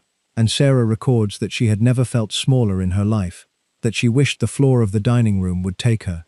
Within days she had left Balmoral, by arrangement rather than request, driven away from the estate while the family remained, and the photographs of her car on the road south functioned as a proclamation that required no press release. Whatever ambiguity had survived the March separation was gone. She was out. It is worth placing that August in its wider frame, because 1992 was the year the entire mid-century settlement between the monarchy and the British press collapsed, on every front at once. In June, Andrew Morton had published Diana, Her True Story, the book secretly dictated by the Princess of Wales herself, detailing bulimia, self-harm, and the Camilla Parker Bowles affair. In August, days after the Saint-Tropez pictures, The Sun published the Squidgygate tapes, an intercepted phone call between Diana and James Gilby. By November, Windsor Castle was on fire, and by December, the Wales's separation was announced in the House of Commons, and the Queen had stood up at Guildhall with a cold and named 1992 her annus horribilis. 4 bombs went off under the House of Windsor that year, and the tow photographs were only the second largest. But there was a difference in kind between Sarah's disaster and Diana's, and everyone inside the machine understood it. Diana's scandals were tragic. She was the wronged princess, the future king's mother, the most photographed woman alive, and whatever she detonated, the institution had no choice but to absorb her. Sarah's scandal was merely squalid, a matter of toes and Texans, and she was absorbing nothing, because she came attached to no future. One woman was load-bearing, the other was, in the exact sense demolition engineers use, non-structural. 1992 taught the palace which walls it had to save, and it never afterwards confused the two. The John Bryan chapter that followed Saint-Tropez ran for 3 more years and functioned, in the structure of her life, as the bridge between the marriage and the market, and it deserves more attention than the tow photographs usually allow it. Bryan installed himself after the scandal not merely as her companion, but as the chief executive of the entity that Sarah Ferguson was becoming, negotiating her book contracts, structuring the budgie licensing, fielding the commercial approaches that her notoriety, in the paradoxical economics of fame, had actually multiplied. Some of the deals were real. Much of the management, by the account of nearly everyone who dealt with him, was chaotic, self-interested, and expensive, and the arrangement ended, as her arrangements with financial saviors always ended, in acrimony, recrimination, and a worse balance sheet than before. But the Bryan years fixed the template that governs the entire second half of this story, and you should mark it now. From 1992 until the present day, there has almost never been a period in which Sarah Ferguson's affairs were not substantially in the hands of some energetic man promising to monetize her name and rationalize her debts, each arriving as the solution to the damage done by the last, each granted extraordinary access on the strength of confidence alone, and each departing amid threats, briefings, and bills. The palace watched the procession, Wyatt, Bryan, the consultants of the New York years, the Hartmore management, the go-betweens of the Sting era, and drew the conclusion institutions always draw, that the principal who cannot choose advisors cannot be saved by any advisor, and adjusted its posture accordingly, from rescue to quarantine. The judgment was self-serving. It was also, on the evidence of 30 years, not wrong. If you are still with me deep into this story, this is the halfway mark, and it is the perfect moment to ask you a quick favor. If this documentary has earned it so far, tap the like button, subscribe with the notification bell switched on so you never miss one of these long-form royal histories, and tell me in the comments what you make of Sarah Ferguson at this point in the story: villain, victim, or something more complicated. Your comments genuinely shape which of these documentaries we make next. Now, back to 1992, and the strange twilight that followed the fall. One measurement from that period fixes exactly where she stood with the country, and it should be heard before the twilight years begin. Through the mid-90s, the polling companies, who tracked royal popularity the way they tracked parties, found the Duchess of York settled at the bottom of every royal approval table they printed, below the disgraced, below the divorced, below members of the family the public could not reliably name, and the tabloids amplified the findings with reader polls of ostentatious cruelty, the notorious surveys in which majorities declared they would rather spend an evening with almost anyone or anything on offer than with her. She read them. She has said so. She kept every clipping for years in what she called her horrible book, the archive of her own destruction, that she maintained with a completeness her critics would have found unsettling, and she absorbed from that reading the operating lesson of her entire second act, that the British market was closed to her at any price, and that whatever she was going to become would have to be manufactured somewhere with different tariffs. The Americans, who conduct their cruelty differently, were waiting. What followed for Sarah was 4 years of a strange twilight, separated but not divorced, out but not gone. She moved with the girls to a rented house, Remenda Lodge in Surrey, and set about the impossible sum of maintaining a duchess's establishment, staff, security expectations, and school fees on an income that no longer bore any relation to any of it. The overdraft at Coutts, already deep before the separation, now grew without break or governor, at a pace later reporting put in the hundreds of thousands a year. She earned, and this also must be said, because it is the part of her the caricature always erased, the Budgie the Little Helicopter books, first published in 1989, to sneers that she had lifted the idea, and to genuine commercial success, became an animated television series in 1994, sold internationally, and generated real money. There were further books, appearances, projects.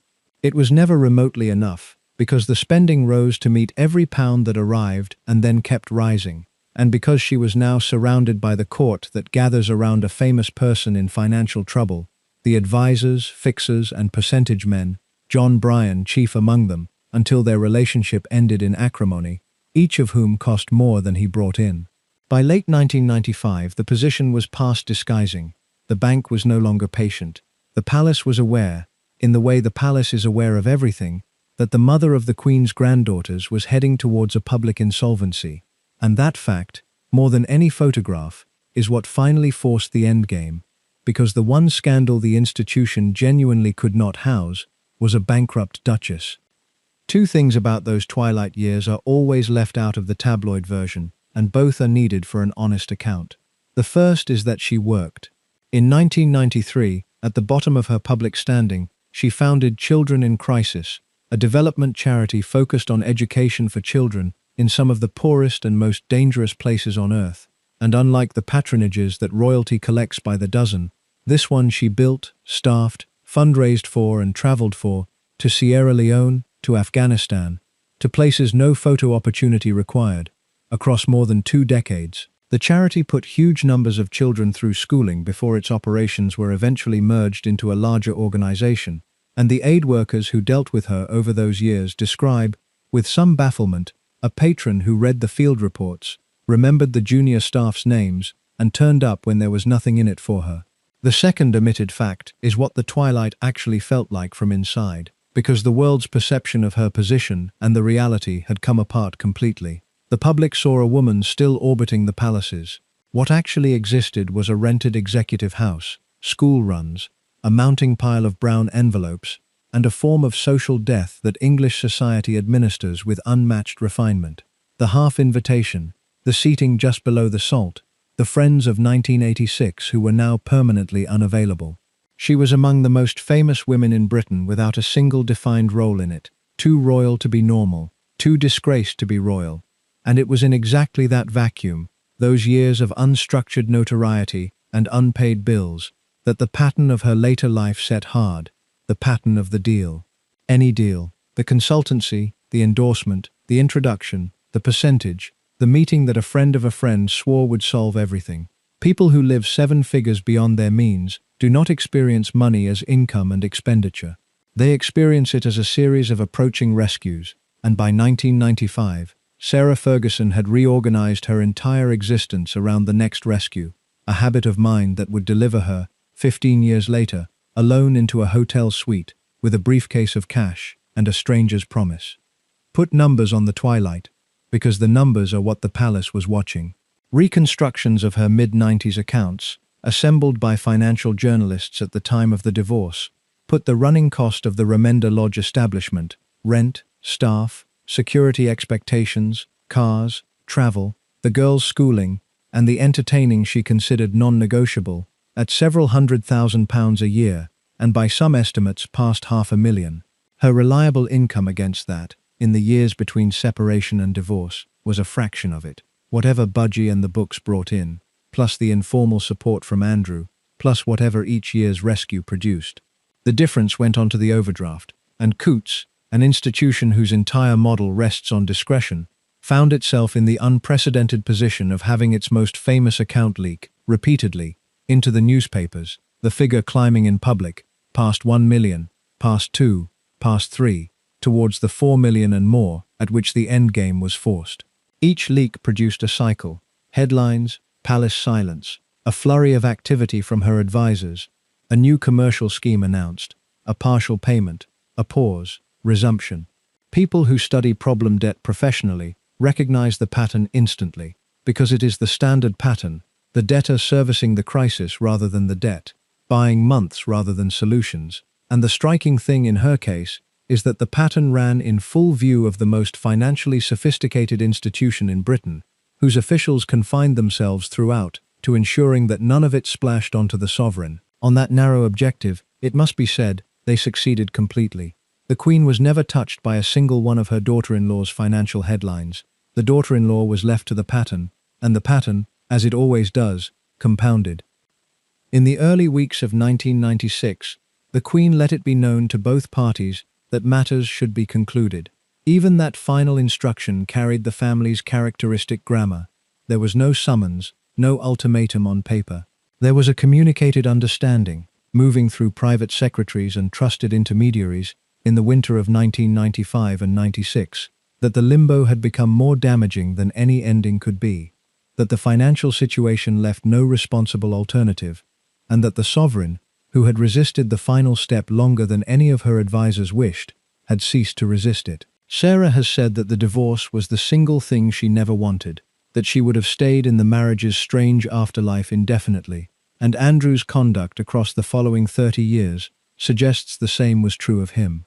It is one more of this story's inversions that the most famously failed marriage of the era was ended, in the last analysis, by neither of the people in it, but by an overdraft, and that the two parties to the decree spent the next 3 decades living together anyway, as if to demonstrate to the institution exactly how little the paperwork had ever described. Andrew and Sarah announced their intention to divorce in April. The decree was made final on the 30th of May 1996, 10 years next door to the Abbey steps and the balcony kiss, and the negotiation that produced the settlement laid bare, with an honesty no interview ever has, exactly how the institution priced her.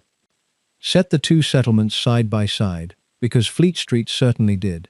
Later that same summer of 1996, Diana, Princess of Wales, divorced the heir to the throne and received a lump sum in the region of £17 million, plus her apartments at Kensington Palace and an office allowance.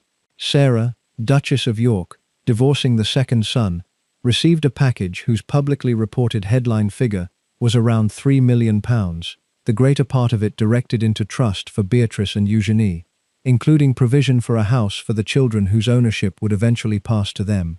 For herself, the figure that entered legend, repeated in 100 interviews since, most memorably to Oprah Winfrey, was a divorce settlement of £15,000 a year. She deployed that number for decades as the foundation stone of her own defense, the proof that the palace had cast her out with nothing, that everything reckless she did afterwards was done because a duchess had been asked to live on a secretary's salary, and the number was real. It was also, as senior royal officials eventually confirmed to the Sunday Telegraph many years later, radically incomplete. The actual arrangements had included, by those officials' account, £350,000 in cash, some £500,000 from the Queen personally, towards the purchase of a house for Sarah and the children, the trust provisions for the girls, and thereafter a voluntary monthly allowance from Andrew himself which, sustained across the following years, was estimated by 2010 to have totaled a further £500,000, quite apart from the untabulated subsidy of the years she would later spend living in his houses. None of that makes her rich by the standards of the world she had to inhabit, and honest observers accept that servicing a duchess's public existence on those sums was never realistic. But it makes the story she told for 30 years a marketing document rather than an account, and it establishes a pattern you should hold on to for the remaining hour of this film. Whenever Sarah Ferguson describes her own finances in public, she is not reporting, she is negotiating. One clause of the 1996 settlement cost nothing and mattered more than all the money, and it is routinely misunderstood, so let us get it exactly right. Upon divorce, by the operation of the letters patent the Queen issued that August, Sarah ceased to be Her Royal Highness. She remained, as the divorced wife of a duke, Sarah, Duchess of York, a courtesy styling, a name rather than a rank, the same formula applied simultaneously to Diana. The distinction sounds ceremonial, and was in fact the whole architecture of her future. The Royal Highness style is the marker of membership, the signal to every embassy, every charity board, every corporation, and every foreign court that this person carries the institution behind them. Its removal converts a member into a relative. Diana experienced the same conversion, and famously felt it as an amputation, and Diana had £17 million, and the future king as a son to cushion it. Sarah had the courtesy style, the debts, and a commercial market whose entire interest in her rested on a status she no longer held, which is the cruel geometry underneath everything that follows. From 1996 onward, Sarah Ferguson's only sellable asset was the appearance of a connection whose substance had been formally cancelled, and every scandal of her subsequent life, without exception, occurred at the gap between the appearance and the substance.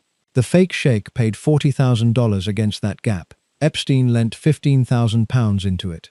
The palace spent 30 years policing it, and she lived in it, permanently, a woman styled as a duchess, housed by a prince, and banking as neither. As for who paid the debts themselves, the £4 million and more owed to Coutts and others at the moment of divorce, the sum that had forced the entire endgame, here the record goes conveniently quiet, and the quiet is the answer. No bankruptcy occurred. No court action by the bank was ever brought against the former Duchess of York. The overdraft that had been the subject of national headlines in 1995 and early 1996 simply left the stage, settled behind the same closed doors that would settle so much else, through arrangements involving the settlement, her future earnings, and, in the firm belief of every royal financial correspondent who ever worked the story, a degree of quiet institutional accommodation that has never been itemized. It was the first full rehearsal of the cleanup machine. Debt accumulates in public, scandal detonates in public, and then the account is settled in the dark, with the public permitted to see the disgrace, but never the invoice. The machine would run twice more, at greater cost each time. Its second run began the moment the divorced Duchess, stripped of the style of Her Royal Highness by the same 1996 adjustments that stripped Diana, looked at her position, 36 years old, notorious on 6 continents, unemployable in Britain, £4 million in the hole, and made the single shrewdest decision of her entire life. She got on a plane to New York. The American beachhead was established, characteristically, on a television couch. Within months of the decree absolute, she was sitting with Oprah Winfrey, promoting My Story to the largest daytime audience in the Western world, performing the full account of the fall, the loneliness, the toe pictures, the debts, with a frankness no British royal figure had ever brought to a chat show, and the audience response settled her strategy for the next 30 years on the spot. She returned to that couch again in 1999, and again after the sting in 2010, and the Winfrey relationship became the fixed point of every American reinvention, the confessional booth of each collapse.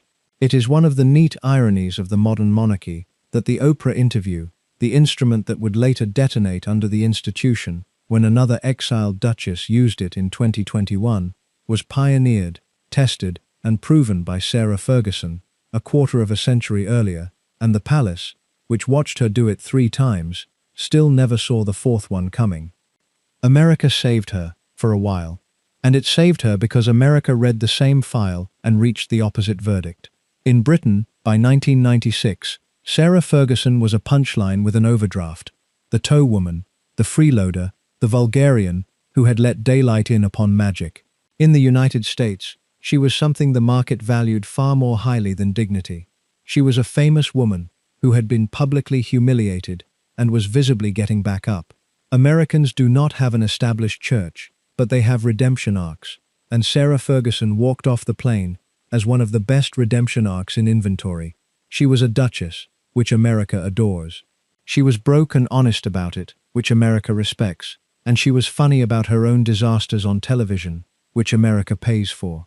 Within months of the divorce, she had signed the contract that defined the next decade of her life, and remains, whatever else is said of her, one of the most effective pieces of personal brand engineering of the era. She became the international spokeswoman for Weight Watchers. Consider the audacity of it. The British tabloids had spent 8 years torturing her about her body. Duchess of York. 82% of Britons in one notorious poll preferring to share a hedge with a goat, or whatever cruelty that week's paper had commissioned. Her response, delivered from New York, was to take the wound and sell it. Yes, she said. In 100 interviews and commercials, I ate my unhappiness, here is what it cost me, and here is the program that helped. The deal was reported at around £1 million a year and ran for over a decade, ultimately worth well north of $10 million, and it rested entirely on the thing the palace had considered her fatal flaw, the inability to pretend. The woman who could not perform royal reserve turned out to be a genius at performing candor, and the American market could not get enough of it. The deal's architecture repays a closer look, because it was shrewder than anything her British critics believed her capable of. Weight Watchers did not simply hire a famous dieter. It hired the specific woman its core customers, middle-aged, publicly judged, privately struggling, recognized as one of their own, and it built entire campaigns around the recognition. Her contract made her the face of the brand across North America, in commercials, at conventions, on morning television, in arena-sized member events where she would take the stage to receptions that British newspaper correspondents, sent to sneer, reported home about with audible confusion, thousands of American women on their feet for the Duchess of York. She gave the brand more than a face. She gave it a theology, the doctrine she repeated in every appearance, that the weight was never about food, that it was about the whole underneath, and that you address the whole, or you address nothing, which was, whatever one makes of its packaging, the single most self-aware sentence in her entire public career. The relationship ran for over a decade, survived her scandals because its customers had scandals of their own, and ended only when the company retired the ambassador model. Nothing she built afterwards was ever as sound, and the reason is worth stating plainly. Weight Watchers worked because, for once, the product she was selling, the fallible woman rebuilding, was one she actually possessed, in unlimited supply, at zero cost of goods. Every subsequent venture required her to supply something else: capital, management, judgment, and those she did not possess, as the next decade proved at compound interest. Through the late 1990s and into the 2000s, she built on that foundation, with the discipline of someone who had finally found a game she could win. Books, a stream of them, children's stories, memoirs, self-help, history, television specials, and a stint as a contributor on American morning shows. Speaking fees at the top of the celebrity circuit. A cameo on Friends in 1998, playing herself opposite Joey, which did more for her standing with an American generation than a decade of engagements had done at home.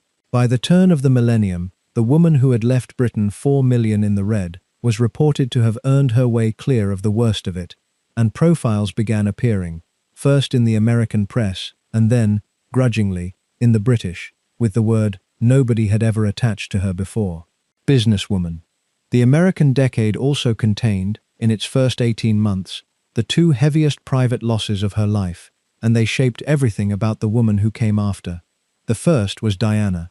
The alliance of the two duchesses had frayed after both left the family, two brands in one small market, and in 1996, it snapped over, of all things, a pair of shoes.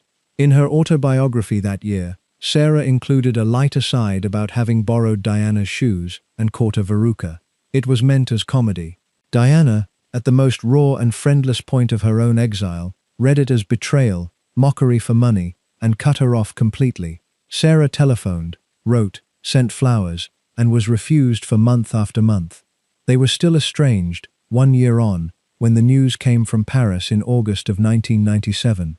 Sarah has spoken about it many times since, always in the same stricken register, that Diana was the funniest person she knew, that they were due to make it up, that she rang, and the call was never returned, and now never can be. Whatever her failures of judgment, the grief was real, and it was permanent. And those who know her date something in her, a certain frantic quality in her friendships, her horror of letting any quarrel stand, to that unclosed account. She was at Westminster Abbey in September of 1997, for the funeral, a few rows back in a congregation that contained every unresolved quarrel of the decade. Listening to Earl Spencer's address detonate over the family that had cast them both out, and those seated near her described a woman weeping without performance, which in her case was itself remarkable. In the years afterwards, she became one of the more careful keepers of Diana's memory, declining, almost uniquely among the principals of that era, to trade on the friendship in any of her dozen memoirs beyond the same few protective anecdotes, and when interviewers push her towards the estrangement, she gives the same answer she has given for 25 years, that the quarrel was tiny, that they would have laughed it away within the month, and that she has to live with the fact that the month never came. The second loss followed within a year. In September of 1998, her mother, Susan Barantes, the departing car of 1972, was killed in a road accident in Argentina, and the daughter, who had spent 26 years earning back a mother's attention, flew to South America to bury the possibility. She was 38, divorced, orphaned in the ways that mattered, and 4,000 miles from her children's country. It is not an excuse for anything that came later. It is context for everything. And then there is the September morning in 2001, that she rarely raises herself, perhaps because it resists her usual storytelling entirely. Her American children's charity, Chances for Children, kept its office on the 101st floor of the North Tower of the World Trade Center. On the morning of the 11th of September, she was due at that office and was running late, delayed at a television studio across town, when American Airlines Flight 11 struck the tower directly below the floors where her staff worked. She watched the collapse from the street like everyone else in New York. In the weeks afterwards, rescue workers at Ground Zero found, in the wreckage, a small rag doll, the charity's mascot, a doll called Little Red, that had sat in the office, and it was returned to her, and she has kept it since. The sole surviving object of an office that no longer existed, from a morning she missed by minutes. She raised funds for the victims' families and carried the doll to engagements for years. Nothing about the episode fits the caricature, which is precisely why it belongs in the record. The freeloading Duchess of the British imagination was, on the worst morning of the American century, a woman standing in the dust of Lower Manhattan because her children's charity had just been destroyed with the towers, and even her harshest biographers pass over the fact in silence, because there is nothing in it to prosecute. Those were the years that built the version of Sarah Ferguson the palace could almost live with, and it is important to see how deliberately she built it. The engine of the recovery was never one deal. It was a rhythm, discovered in America and maintained with genuine discipline for a decade. Wake early, work the schedule, take the flight, give the speech, sign the books, thank everyone twice, and above all keep the story moving. Because a moving story cannot be summarized, and a woman who cannot be summarized cannot be finished off. Interviewers across those years all noted the same thing with surprise, that the most disgraced woman in Britain was, up close, one of the hardest working people in the celebrity economy. The trouble was arithmetic, always, forever. The rhythm generated millions and the establishment consumed millions. The assistants, the consultants, the first-class cabins, the presents, the perpetual court of hangers-on that she could never bring herself to dismiss, because dismissing people felt like her mother's car going down the drive. Money in rose. Money out rose faster, The books balanced only while the American machine ran at full speed, and machines like that do not run at full speed forever. Hers began to slow, as celebrity machines do, in the middle of the 2000s, at precisely the moment she decided the answer was to stop being the product and become the company. It is worth pausing on what the American operation looked like at cruising altitude in the early 2000s, because the sheer scale of it explains both the recovery and the relapse. She kept an establishment in New York and a base in England. She traveled with staff, assistants, a hairdresser for the television days, the apparatus of a small corporation, because she was one, a corporation whose sole product had to be personally delivered, city by city, studio by studio. Her diary from those years, reconstructed by biographers, reads like a campaign schedule: morning television in New York, a corporate speech in Chicago, a Weight Watchers arena event in Texas, a charity gala back in Manhattan, book signings threaded between, 100 flights a year. The American press treated her, throughout, with a warmth that baffled visiting British correspondents, interviewing her as what she functionally was there, a self-made businesswoman with an exotic backstory, and she returned the warmth with the loyalty of the genuinely rescued, praising America in every interview as the country that judges you on Tuesday by what you did on Monday, not by what you did in 1992.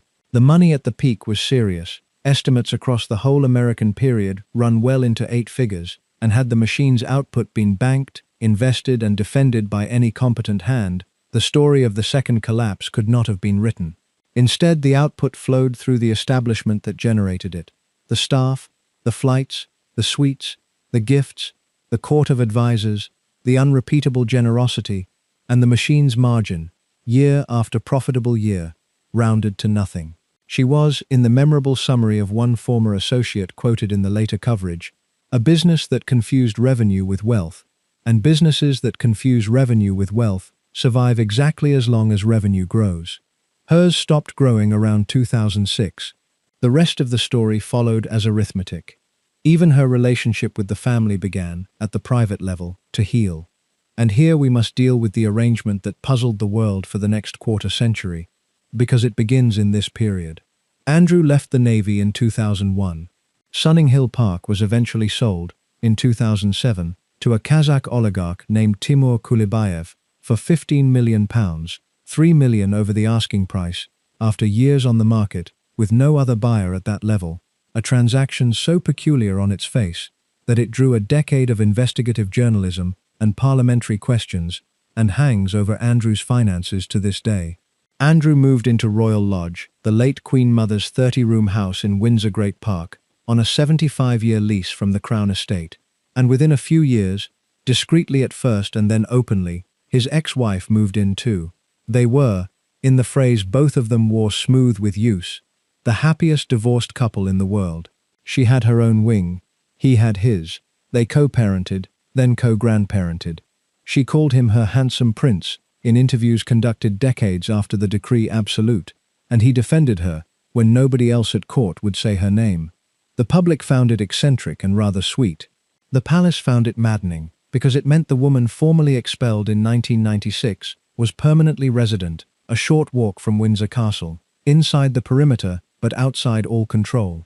A private citizen, with a duchess's name, living in a royal house, on a royal park, with no royal obligations, no royal oversight, and, as the 2000s wore on, a new set of financial time bombs assembling themselves in her wing of the house. The arrangement generated, with clockwork regularity, the one royal story that wrote itself, the remarriage rumor, and the couple's handling of it across 2 decades, was its own small comedy of ambiguity. Friends would hint, papers would splash, bookmakers would shorten the odds, and the 2 principals would issue denials so warm they read as encouragement.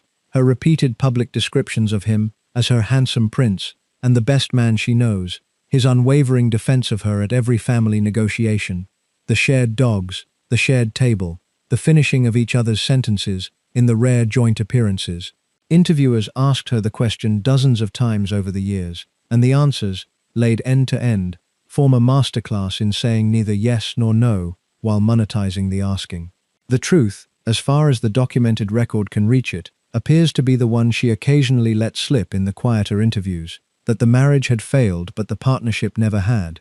that they were, in her phrase, the happiest divorced couple in the world, precisely because divorce had removed the only part that did not work, and that neither of them ever found, in 40 years of looking in some fairly expensive places, anyone they preferred to the other. The house arrangement rested, in turn, on financial foundations that would themselves become a national story, and they belong in the ledger. Royal Lodge was not a gift. Andrew took the 75-year lease from the Crown Estate in 2003 on commercial-style terms, paying a reported £1 million premium and committing to several million more in refurbishment, in exchange for which the ongoing rent was nominal, the famous peppercorn, an arrangement that parliamentary questioners and newspaper investigators would pick over for the next 20 years, asking the question that attached to everything the Yorks touched. Where does the money come from? Andrew's known income after leaving the Navy, his pension and allowances, could not obviously support the lease, the staffing, the upkeep, and the lifestyle visible within it, and the visible answers that emerged over the years did nothing to settle anyone's nerves. There was the Sunninghill sale to the Kazakh buyer at $3 million over asking. Sunninghill itself supplied the story's most pointed piece of physical symbolism, though it took years to complete. The Kazakh buyer never lived there. The wedding present house, the 50 rooms and the marble hall and the pool, stood empty behind security fencing for the better part of a decade, decaying in full view of the Ascot Road, photographed periodically by newspapers as a ruin, until it was finally demolished around 2016 and the site redeveloped. The house the Queen built for the marriage of 1986 outlasted the marriage by 20 years and ended as rubble in a contractor's skip, and nobody involved in this story has ever needed the metaphor explained.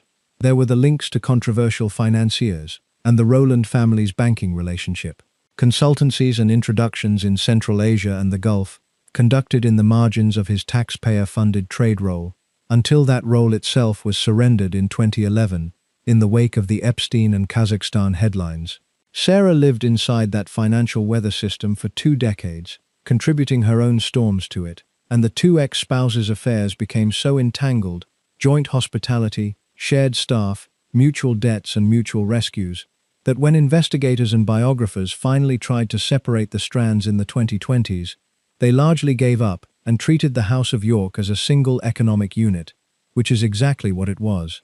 The happiest divorced couple in the world was, among other things, a partnership in confusion, and the confusion was load-bearing. Money that cannot be traced, cannot be criticized line by line.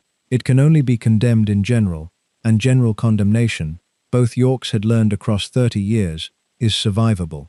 It was documents in the end that were not, and no episode illustrates the House of York's financial style better than the one running in parallel through those rebuild years, largely below the public radar until the courts surfaced it, the matter of the Swiss chalet.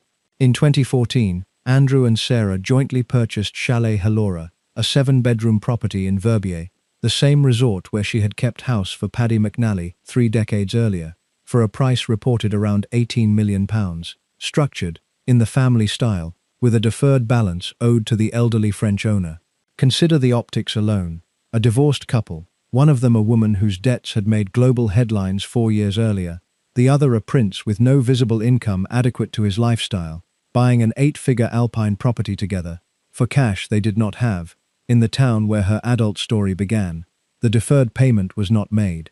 The owner sued. In 2020, a Swiss court entered judgment against the couple for roughly £6.6 million plus interest, and the matter dragged through the very years in which Andrew was negotiating the settlement of the Jouffre claim, until the chalet was finally sold in 2022 and the debt discharged from the proceeds. Every element of the pattern this film has traced is present in miniature: the purchase beyond means, and the confidence that the future would pay for the present. Then the default, followed by litigation and forced sale, and at last the resolution behind closed doors, at a loss nobody itemized, with the source of even the settlement funds a matter of published speculation. The chalet was bought the year after her lowest ebb and lost the year of her daughter's mother-in-law triumphs, and its whole arc ran inside the period the public read as her quiet, chastened rebuild. There was no quiet, chastened rebuild. There was the same weather as always, briefly happening offshore. Because the American money, the Weight Watchers millions and the book advances and the speaking fees had run into the one force in Sarah Ferguson's life more powerful than any income stream, her own spending. The vehicle of the second collapse was called Hartmore. Founded in 2006 and headquartered in New York, Hartmore LLC was to be the corporate expression of brand Fergie, a lifestyle and media company built around her name, managing her publishing, her television production, her public speaking, her licensing, everything, with offices in Manhattan and a staff and a strategy and all the apparatus of the American celebrity economy. She poured her own money in, including, she later said, everything she had earned from her children's books and from her role as a producer on the film The Young Victoria. She signed away, by her own account, control of her own name. The first bit of advice I would give, she told an interviewer afterwards, is never sign away your intellectual property. The company spent, in her telling, on offices she did not need and an apartment she did not need, and when the financial crisis arrived in 2008 and the speaking and licensing markets contracted, Hartmore had no floor under it. Her own post-mortem on the company, delivered in interviews as the wreckage settled, is worth hearing at length, because it is the closest she has ever come to explaining her lifelong pattern in her own words. She had met, she said, someone who had masterminded the careers of several big entertainers, and the idea had seemed fantastic, and she had invested everything, and the reality proved far different. The company spent money, in her account, on offices she did not need, and on moving her into an apartment she did not need.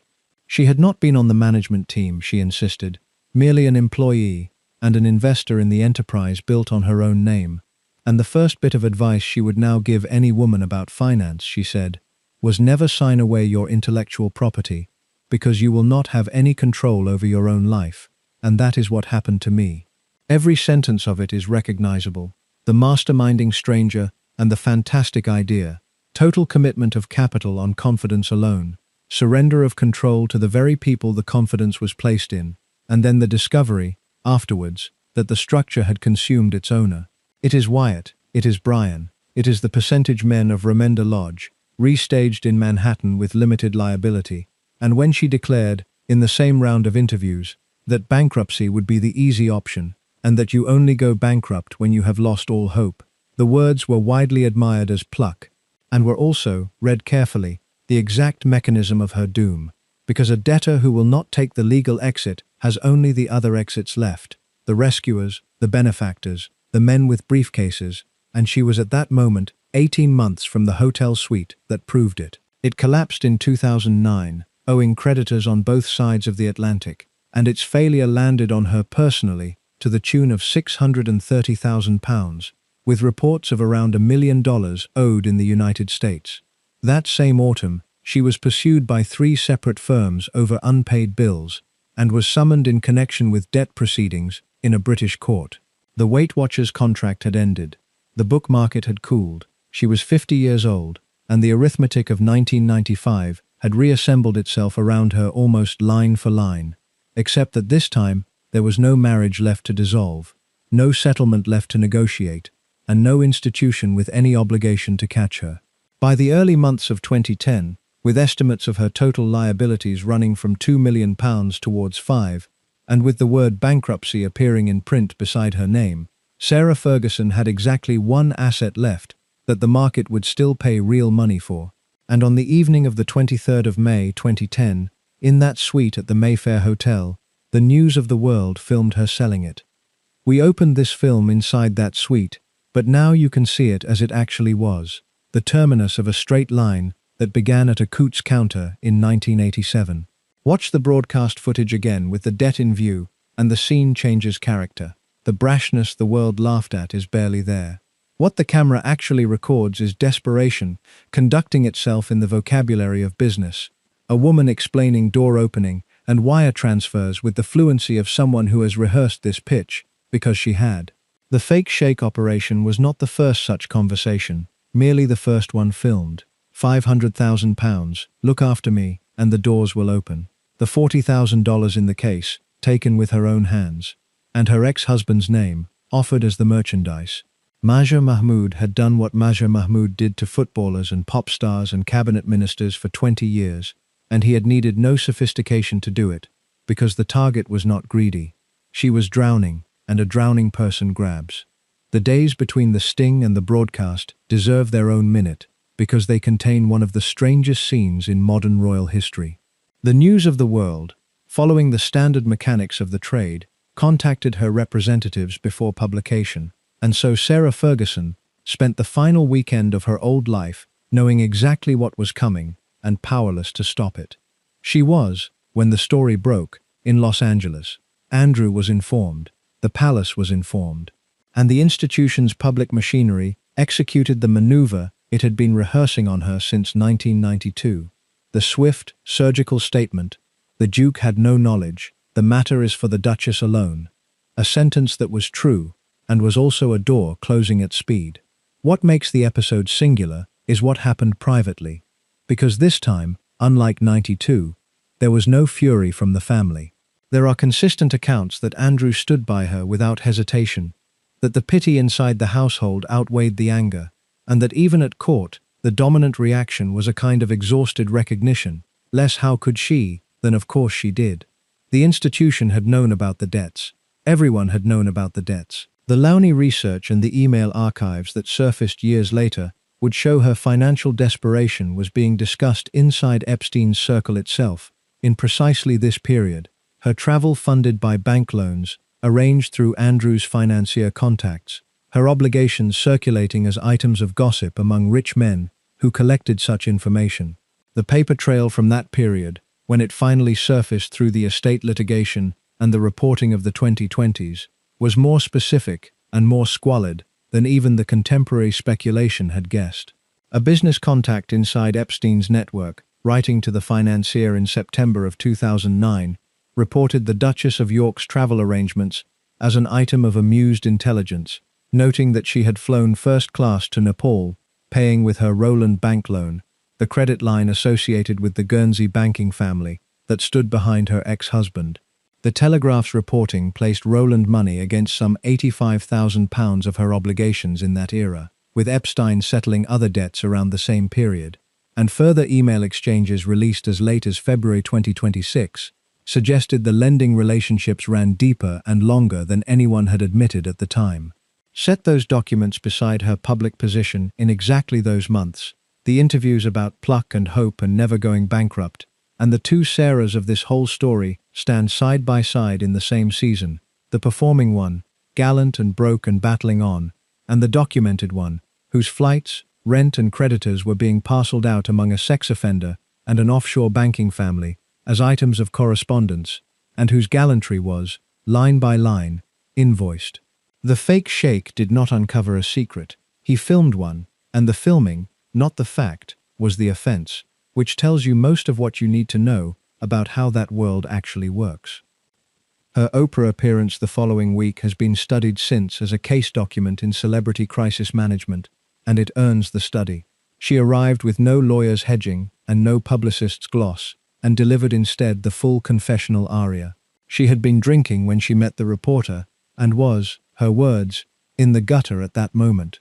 There was talk of aloneness as the worst place, of not recognizing the woman in the footage, of her devastation, and when Winfrey pressed her on whether she had done it for the money, she did not perform outrage. She agreed.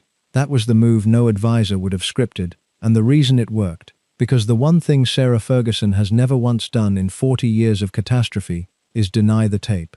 Caught, she confesses, magnificently, and the confession buys her the thing denial never buys, another chapter.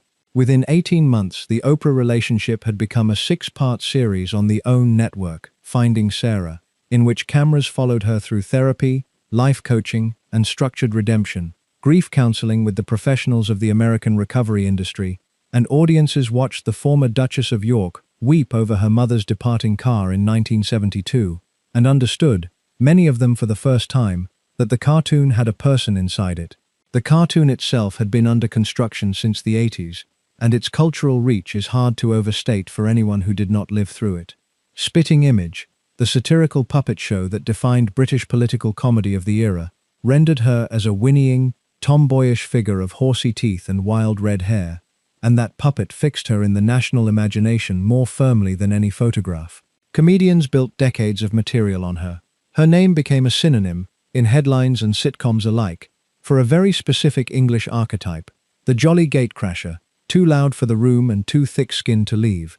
And the archetype traveled so far that an American singer, Stacey Ferguson of the Black Eyed Peas, could build a solo career under the name Fergie and a debut album called The Duchess, in knowing tribute to the shared nickname, an appropriation the original greeted, characteristically, with delight rather than lawyers, reportedly ringing the singer to introduce herself with the words, "Fergie, it's Fergie." She has always understood, better than the institution that expelled her, that the cartoon was an asset as well as a wound, the thing that kept her bookable through every disgrace, and much of her later career consisted of performing the cartoon on her own terms, for her own account. The one royal figure of her generation who learned to collect the royalties on her own ridicule. It was the pattern of the Weight Watchers deal, executed at the scale of an entire life. Take the wound, sell the wound, survive on the proceeds. It had worked with her weight, and it worked, for a while, even with the sting. It could not work with what came next, because the next wound was not hers to sell. It belonged to the victims of Jeffrey Epstein. Before we cross into that final territory, the record requires 2 footnotes about her tormentors, because history supplied them with endings too neat for fiction. The News of the World, the paper that had filmed her in the Mayfair suite, did not survive her by long. 14 months after the sting aired, the phone hacking scandal consumed it, and in July of 2011, Britain's biggest-selling Sunday newspaper, 168 years old, printed its final edition and closed in disgrace, its parent company facing criminal trials and a public inquiry into the very culture of intrusion that had built careers on women like Sarah Ferguson. And Majher Mahmood himself, the fake sheikh, the man across the coffee table, was convicted in 2016 of conspiring to pervert the course of justice after evidence tampering in one of his celebrity stings collapsed a trial and went to prison. And dozens of his past victims began legal action against his former employers. None of that undoes what the tape showed, and she has never pretended it does. But it completes the picture of the transaction in that hotel suite, which involved, on both sides of the table, people operating far beyond the boundaries their professions allowed, and only one of whom was doing it out of desperation. The British public, which sensed this asymmetry long before the courts confirmed it, never quite gave the sting the full weight in its verdict on her that the palace did, and that gap between public and institutional judgment is why her comeback after 2010 was possible at all. The aftermath ran on 2 tracks, and the difference between them is the whole education of this story. The public track was managed, by her standards, superbly. She flew to America, went on Oprah, and gave the performance of her life, contrite, unflinching, fluent in the therapeutic register the American audience required. She had been drinking, she said. She was in the gutter at that moment. There aren't words to describe how devastated she was, and aloneness, she told Oprah, is the worst place. It was a masterclass in the candor brand, and it worked, again. Within 2 years, she was fronting a documentary series about her own rehabilitation on Oprah's network. The private track was the one that mattered, and the public knew nothing about it for 15 years. Because the debts that had driven her into that hotel suite still existed after the cameras left, and they were now being settled, piecemeal, by private hands. Some by David Rowland, the Guernsey-based financier whose family bank stood behind Prince Andrew, and who was reported by the Telegraph to have paid down some £85,000 of her obligations. And some, including $24,000 towards the debts, and, separately, £15,000 owed to her former personal assistant, by a New York financier who collected influential people's emergencies the way other men collected art.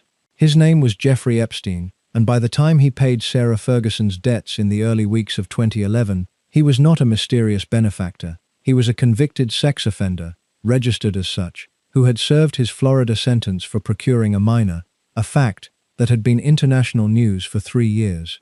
Everyone in her circle knew. She knew. The money arrived anyway, brokered within the orbit of her ex-husband's friendship with the man.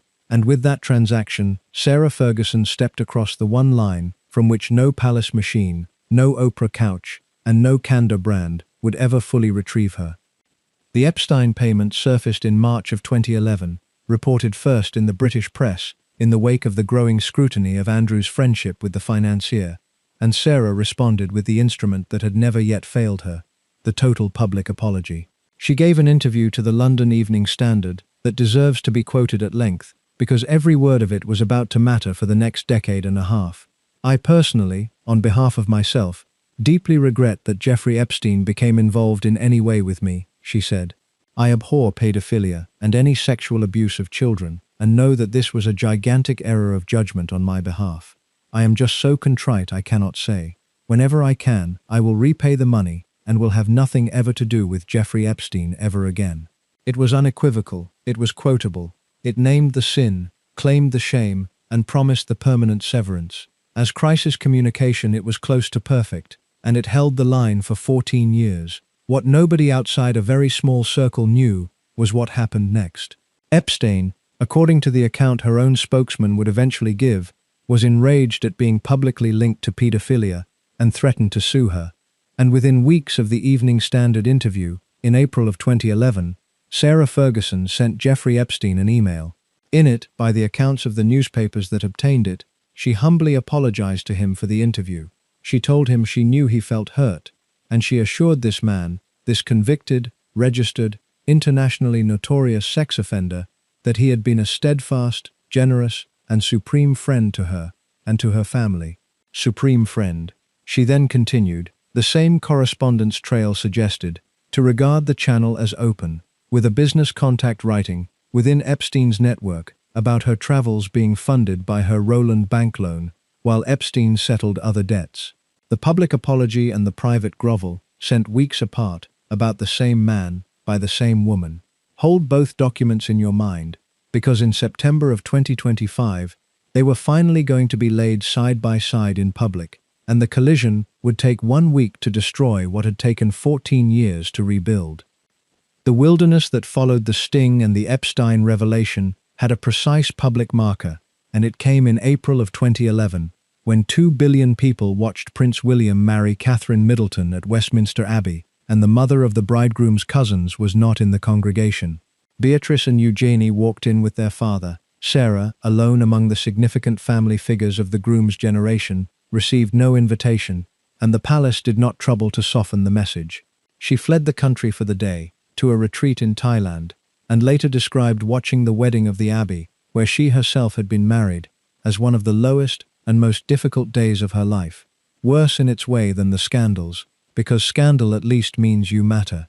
Exclusion is the institution telling you that you no longer register. The same season brought a stranger humiliation from an unexpected direction. Turkish prosecutors opened proceedings against her over an undercover documentary she had made in 2008, walking hidden camera crews through Turkish state orphanages to expose the treatment of children there, and sought a substantial prison term in absentia for violating the institution's privacy. Britain declined to extradite, and the affair eventually dissolved. But for a period, the former Duchess of York was simultaneously uninvited at Westminster Abbey and wanted in Ankara, a combination no other figure in this story has ever managed.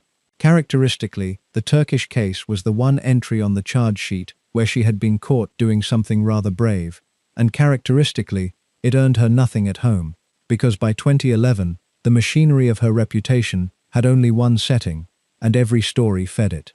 Measure the distance traveled between the 2 Abbey and Chapel days, the 2011 exclusion, and the 2018 restoration at her daughter's wedding, and you have the exact span of the middle rehabilitation, 7 years from untouchable to received, built without a single institutional favor, out of books and patience, and the daughter's steady pull from inside the wall.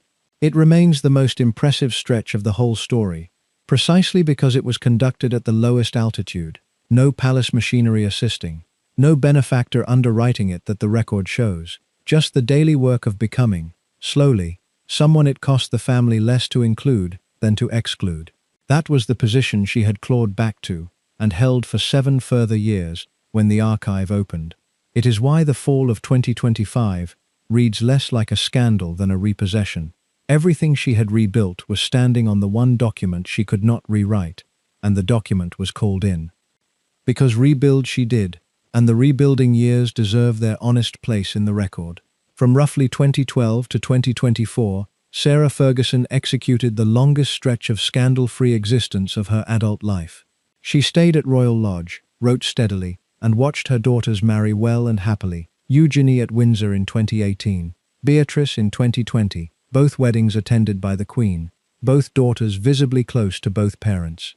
Eugenie's wedding in October 2018 was, for her mother, an event of almost unbearable institutional weight, because it took place in St. George's Chapel, Windsor, before the assembled family and the cameras of the world, and Sarah Ferguson walked into that chapel through ranks of the same establishment that had briefed her into exile 26 years earlier, and was seen, and was seated, and was, in the only currency that world recognizes, received. Observers described her working the day like a state visit of one, embracing half the congregation, curtsying deeply to the Queen, radiating a vindication she made no effort to disguise, and nobody who understood her history begrudged the performance, because the two brides were the performance's substance. Whatever else the Yorks had burned down, they had raised, through separation, divorce, near bankruptcy and disgrace, two daughters who emerged into adulthood conspicuously functional, married men of their own choosing, built careers of their own description, and defended both parents in public, without ever once being made casualties of the wreckage around them. Even the family's harshest chroniclers concede the point, usually with visible reluctance. The parenting, jointly and against every prediction of 1992, worked. Beatrice's own wedding, when it came in July 2020, was everything her sisters had not been. A private ceremony for a handful of guests in the chapel at Royal Lodge itself, stripped to essentials by the pandemic, and it produced the single most eloquent photograph of the whole reconciliation era. The bride wore a vintage Norman Hartnell gown lent to her by the Queen, from the Queen's own wardrobe, altered for the day, together with the same tiara her grandmother had worn at her own wedding in 1947. Read the grammar of that loan the way the family reads such things. The daughter of the couple the institution had expelled was dressed, for her wedding, by the sovereign personally, in the sovereign's own history, and the message travelled in both directions at once, to the princesses, that they were and had always been fully inside the wall, and to their parents, standing in that small chapel watching, that the wall's exact line ran through their own family, between them and their children, drawn there in 1992, and never once moved since. The health crises of 2023 and 24 then did something unexpected to her public standing, and it is worth being precise about what. In June 2023, a routine mammogram, one she has said she nearly skipped, found the breast cancer, and she underwent a single mastectomy that summer, discussing the surgery, the reconstruction, and the fear on her own podcast, with a directness that drew praise from cancer charities for its plain effect on screening uptake. Barely 6 months later, in January 2024, during the reconstruction process, a biopsy identified malignant melanoma, a second, unrelated cancer, inside a year. She was 64, twice diagnosed, and the coverage of her, for the first sustained period since 1987, contained no irony at all. Get well messages came from the palace, publicly. The word brave appeared above her name in newspapers that had spent decades weaponizing her body, and she used the platform characteristically, both well and commercially, campaigning for screening while folding the experience into the memoir and interview pipeline that never stops. By the spring of 2025, she was declared to be recovering well, visible at Ascot and at Cannes, back at full working tempo. It is one of the genuinely cruel symmetries of this story that the 2 years in which the British public finally extended her its unqualified sympathy were the same 2 years in which, inside the Epstein estate's document rooms, the lawyers were closing in on the email. She became a grandmother 3 times over, then more. Her commercial life stabilized into a portfolio of the achievable, dozens of children's titles, a best-selling turn into historical romance novels, with Mills and Boon beginning with Her Heart for a Compass in 2021, a YouTube channel reading stories to children during the pandemic that gathered a genuine audience, ambassadorships and patronages slowly reaccumulating as memories softened. The Queen, in her final years, was reported to have grown warm towards her again, and it was Sarah who ended up caring for the late monarch's corgis after her death in September of 2022, a detail the press covered with something approaching affection. She was even, at last, readmitted to the family Christmas at Sandringham in 2023, her first in over 3 decades. The Christmas invitation was read at the time, correctly, as the personal signature of King Charles, whose attitude to his former sister-in-law had always been milder than his courtiers, and it capped a run of small restorations that had accumulated almost invisibly. She had been at the Platinum Jubilee celebrations in 2022, in the family's orbit, if not its front rank.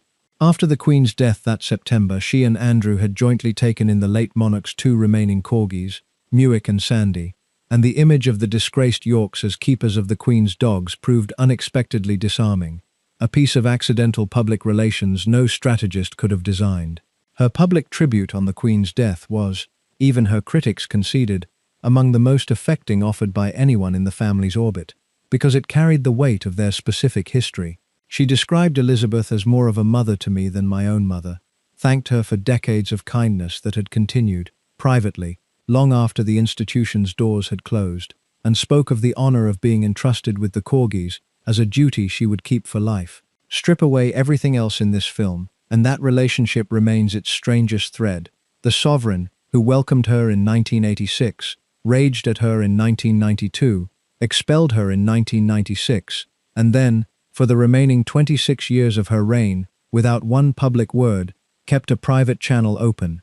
The invitations to Balmoral in the later years, the teas, the racing talk, the dogs. The institution never forgave Sarah Ferguson. The woman at the top of it, on the evidence of how she disposed of what she loved, never entirely stopped. Her Mills and Boon novels sold. Her podcast appearances landed softly. The writing operation of those years deserves a paragraph of its own, because it was, by volume, one of the most productive careers in contemporary British publishing, and almost nobody noticed it happening. The children's list ran to dozens of titles across 3 decades. The Budgie books, the Little Red series built around the doll recovered from ground zero, picture books, storybook franchises, holiday titles, translated across markets. The memoir shelf grew alongside it. My Story in 1996, dictated at the bottom of the first fall, then the American self-improvement volumes of the Weight Watchers era, then the posting reconstruction literature, each edition of her life recut for the crisis it followed, so that a complete run of her autobiographies reads like core samples from each of her collapses. And then, in her 60s, the genuinely unexpected act, the move into historical fiction with Mills and Boon, Her Heart for a Compass in 2021, built around a Victorian ancestor, followed by A Most Intriguing Lady, both written with the house's professional support, both commercial successes, both received by critics with a sneer that curdled somewhat when the sales figures arrived. Add the pandemic-era YouTube channel, Storytime with Fergie and Friends, on which she read children's stories daily to locked-down families, and the podcast launched in her cancer years, and the shape of the late career becomes clear. It was the American rhythm of the 2000s rebuilt at pensioner scale, the product still herself, the output still relentless, the proceeds still vanishing into the establishment that produced them. Interviewed about the productivity, she always gave the same answer, that she writes because she must, that the work keeps the black dog from the door, and for once the sales pitch and the truth appear to have been the same sentence. Interviewers in those years found her in the register she had always done best, rueful, funny, self-mocking, the survivor granting an audience among the wreckage, and profiles began appearing with the word that marks the final stage of British forgiveness, when an offender is reclassified from disgrace to institution. National Treasure was never quite printed, but it was approached. That was the altitude she had regained, after 15 years of climbing, when the Epstein archive opened beneath her like a trapdoor. Her position through Andrew's own destruction, which ran on its parallel track through those same years, needs stating plainly, because it is the part of the record that her defenders find hardest to explain, and that she has never once softened. When the Giuffre allegations broke into the mainstream, she defended him. When the Newsnight interview of November 2019, the pizza restaurant alibi, the claimed inability to sweat, the total absence of any word of sympathy for Epstein's victims, ended his public life within 72 hours and remains the most catastrophic broadcast in the institution's history, she defended him, publicly, that same week, calling him a true and real gentleman. When he paid millions in 2022, reportedly with assistance from the Queen, to settle Virginia Giuffre's civil claim without admission, while insisting on his innocence, Sarah's public line did not move an inch. "He is the best man I know," she told interviewers, in those words and variations of them, year after year, on book tours and podcasts, long after his own family had stopped saying anything at all. Read one way, it is the most honorable constancy in this entire story. A woman refusing, at mounting personal cost, to abandon the father of her children as the whole world did, repaying the loyalty he had shown her after the sting. Read the other way, it was the last and largest of her bad debts. Loyalty extended past every point of evidence, binding her name permanently to his, precisely as his name became the most contaminated in British public life, and ensuring that when his final fall came, the wreckage could not miss her. Both readings are true, and she chose the course knowing both. And whatever else that choice was, nobody has ever called it calculated, because every calculation ran the other way. It was, in a life of transactions, the one wholly unprofitable thing she ever did, and it cost her exactly what everyone told her it would. And she fought, publicly and with real courage, the health battles that arrived in brutal succession, a breast cancer diagnosis and mastectomy in 2023, followed within months by a diagnosis of malignant melanoma in early 2024. Her openness about both, in the old Candor Register, was widely and fairly praised.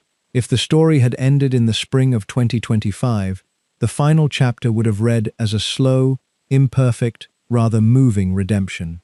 It did not end in the spring of 2025, because through that entire decade, the two documents were still out there, the public apology and the private email, and the man they concerned had died in a Manhattan jail cell in August of 2019, leaving behind an estate, a birthday book, and tens of thousands of pages of correspondence that lawyers, journalists, and congressional committees were slowly prizing open, page by page, year by year. The end, when it came in the space of a single autumn, and it came as a convergence. Through the summer of 2025, the historian Andrew Lowney published entitled The Rise and Fall of the House of York, a heavily sourced and unsparing account of Andrew and Sarah's finances, conduct, and Epstein entanglements, which returned the couple's affairs to the front pages and framed the season. Lowney's book was not a tabloid production, and that was what made it lethal. The historian had spent years assembling the financial history of the House of York, and the serialization that ran through August 2025 laid out, with documentary sourcing, the mechanics this film has traced, the spending, the benefactors, the Gulf and Central Asian money, the entanglement of the ex-spouse's affairs, together with portraits of both principals, drawn from dozens of former staff, that were ruinous in their consistency. The Andrew of the book was arrogant and idle. The Sarah of the book was chaotic, extravagant, and endlessly acquisitive, a woman whose households ran on other people's money by structural necessity. Both denied the characterizations. Neither sued. And the book's timing meant that when the Supreme Friend email surfaced weeks after serialization, it landed on a public that had just completed a book-length course in exactly how the Yorks' finances worked, and needed no help understanding what steadfast and generous meant in that vocabulary. The email was the detonator. Lowney had spent the summer packing the charge. Then, in the third week of September, the Sun and the Mail on Sunday published the 2011 email. Steadfast, generous, and supreme friend, in her own words, to Jeffrey Epstein, sent within weeks of the interview, in which she had promised the world she would never have anything to do with him again. Her spokesman offered the legal advice explanation that the email was written to appease a man threatening to sue, and there is likely truth in it, but it answered the wrong charge. The charge was not that she had been friendly to Epstein under duress.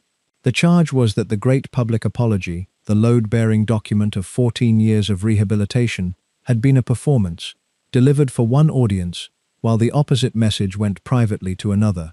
The reaction was immediate, and it was institutional. Julia's house, the children's hospice, went first, on the Monday, with the sentence that became the template, that it would be inappropriate for the Duchess to remain a patron. Then the Teenage Cancer Trust, ending an association of 35 years. Then the Natasha Allergy Research Foundation. Then Prevent Breast Cancer, a cause she had served through her own mastectomy. 7 organizations inside a week, using the same cold vocabulary, and note precisely what kind of organizations they were.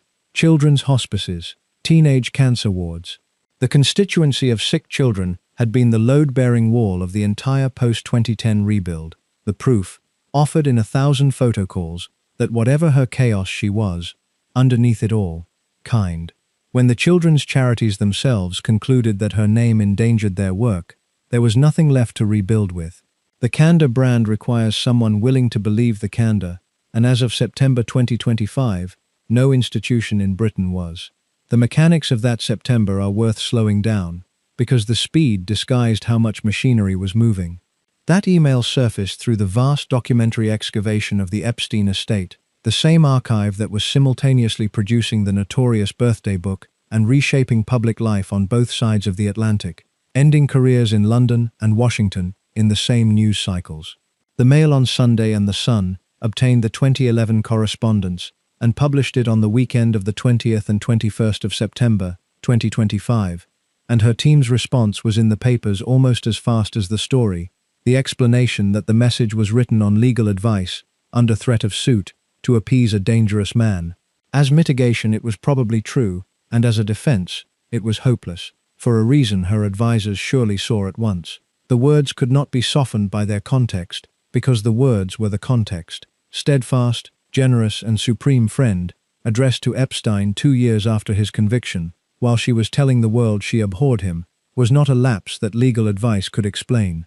It was a window into the transaction underneath, money for warmth, warmth for money, and the public that had forgiven her everything for 4 decades understood instantly that this was the one thing it had never actually been asked to forgive before.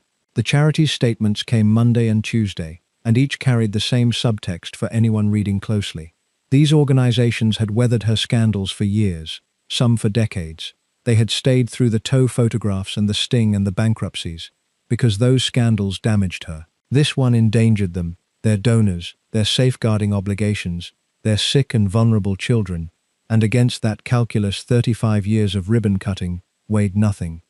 By Friday, the count of severed patronages had reached 7, and the press had stopped updating it, the way you stop counting after a certain point in a demolition.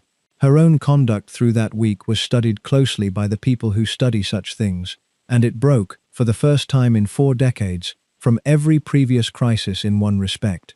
There was no couch, no Oprah booking, no confessional interview, no tearful accounting, none of the machinery that had processed 1992 and 2010 into survivable narrative.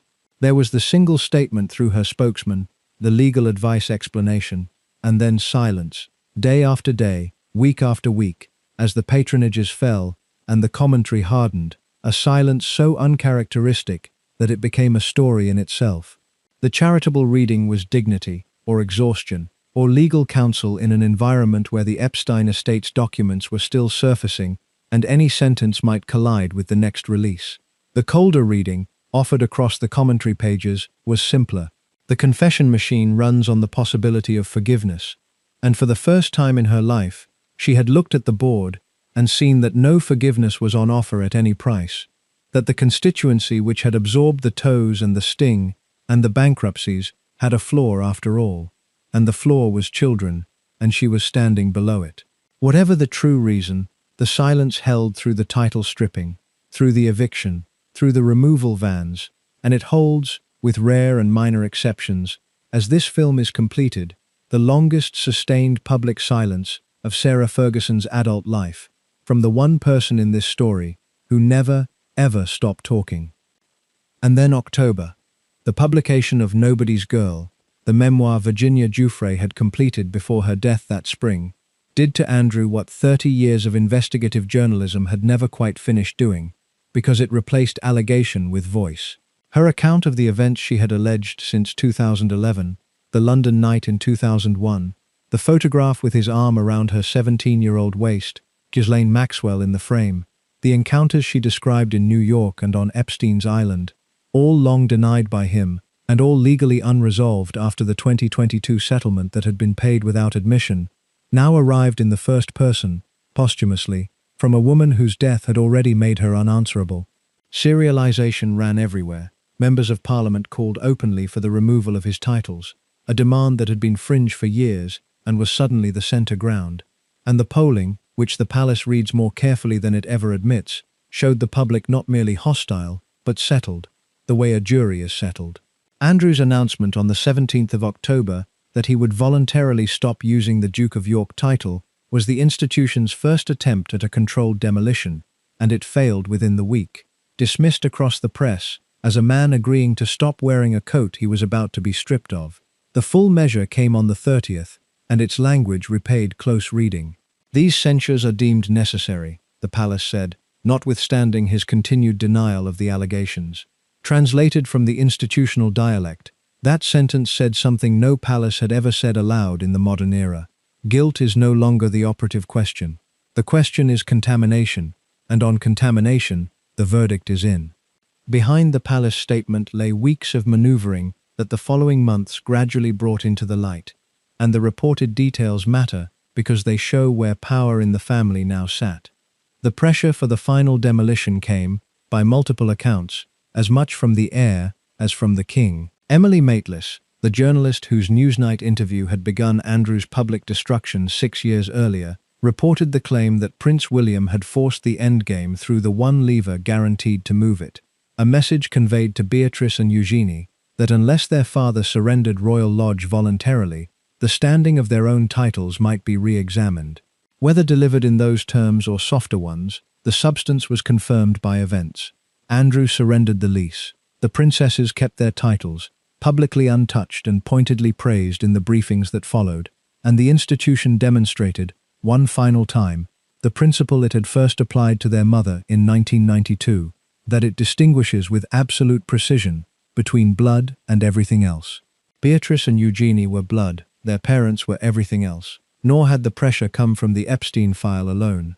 The final years at Royal Lodge had accumulated an entire secondary archive of institutional alarm, above all the affair of the alleged Chinese intelligence operative, who had worked his way into Andrew's business circle so successfully that the courts and the security services became involved through 2024, a case that had nothing directly to do with Sarah and everything to do with the household's governing characteristic, the open door to anyone bearing money or the promise of it. By the autumn of 2025, the institution was no longer managing a scandal. It was decommissioning a site. On the 14th, the posthumous memoir of Virginia Giuffre, the most prominent of Epstein's accusers, who had died in April of that year, and who had alleged for over a decade that she was trafficked to Prince Andrew at 17, allegations he always denied and had settled a civil claim over in 2022, without admission of liability, was published to saturation coverage. Days beforehand, Andrew announced he would stop using the title Duke of York. It was not enough, and everyone knew it was not enough. On the 30th of October, 2025, Buckingham Palace released the statement with which this film began. The king had initiated the formal process to remove his brother's style, titles and honours. Prince Andrew ceased, after 65 years, to be a prince, becoming Andrew Mountbatten Windsor.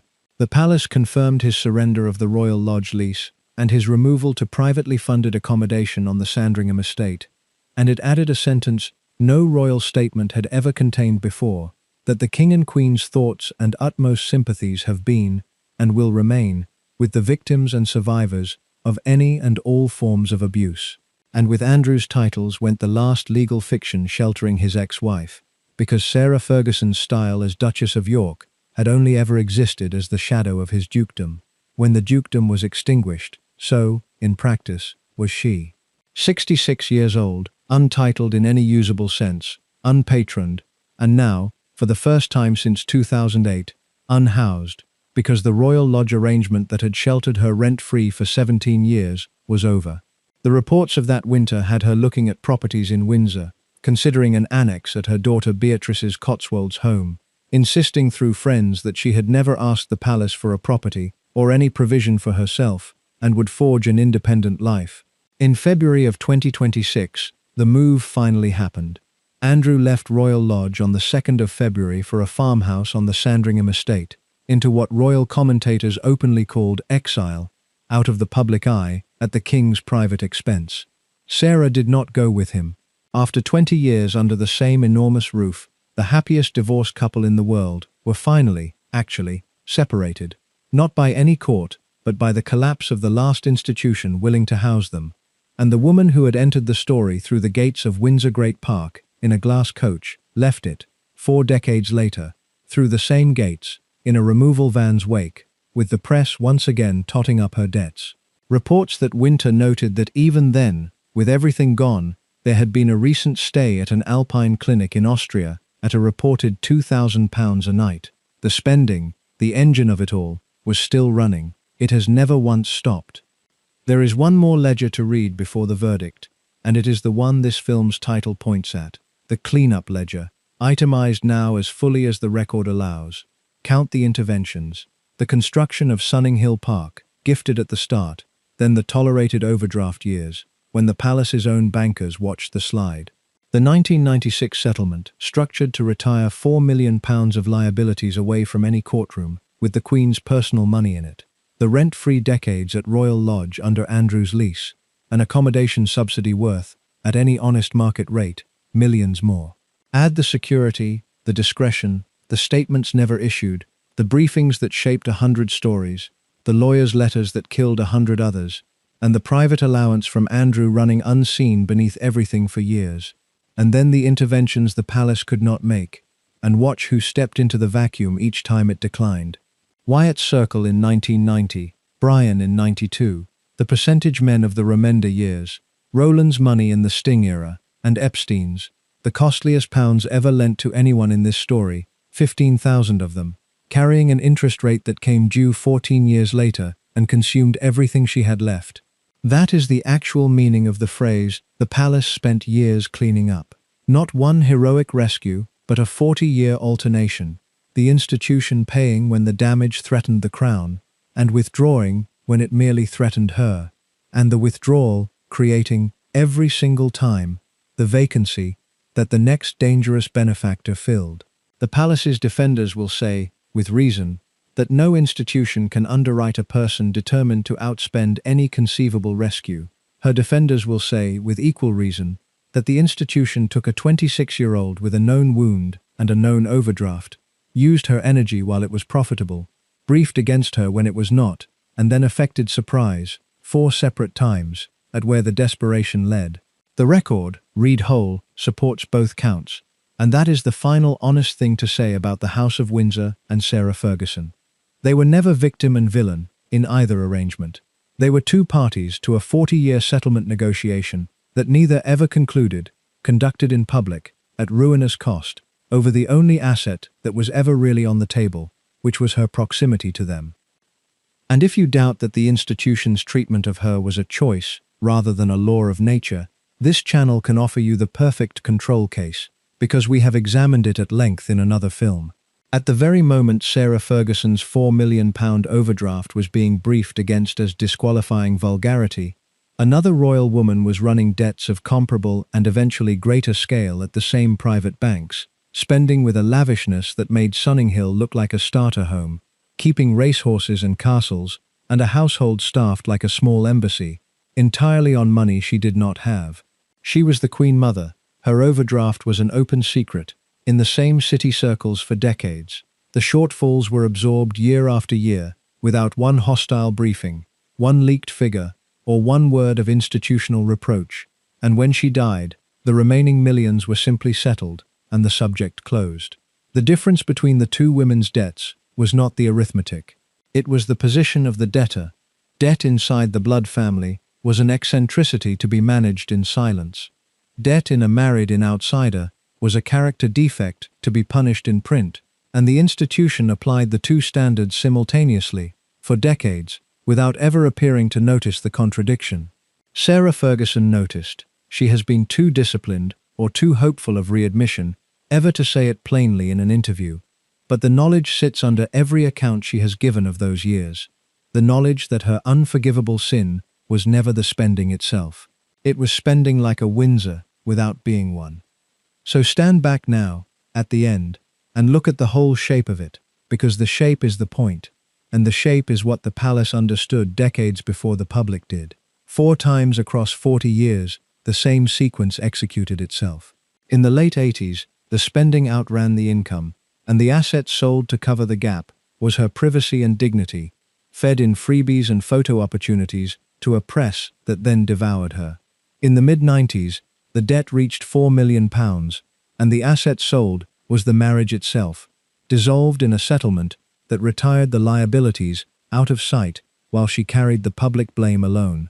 In 2010, the debt reached millions again, and the asset sold, on camera, was access to the royal family, and when that sale collapsed in scandal, the shortfall was covered in the dark by men named Rowland and Epstein, whose money bought a hold over her, and through her, a hold near her ex-husband. That outlasted Epstein's own death. And in 2025, the final asset, the rebuilt reputation itself, the story of the contrite survivor, was repossessed when the paperwork of the 2011 bailout finally surfaced. Every crisis was the same crisis. Every scandal was a financing event.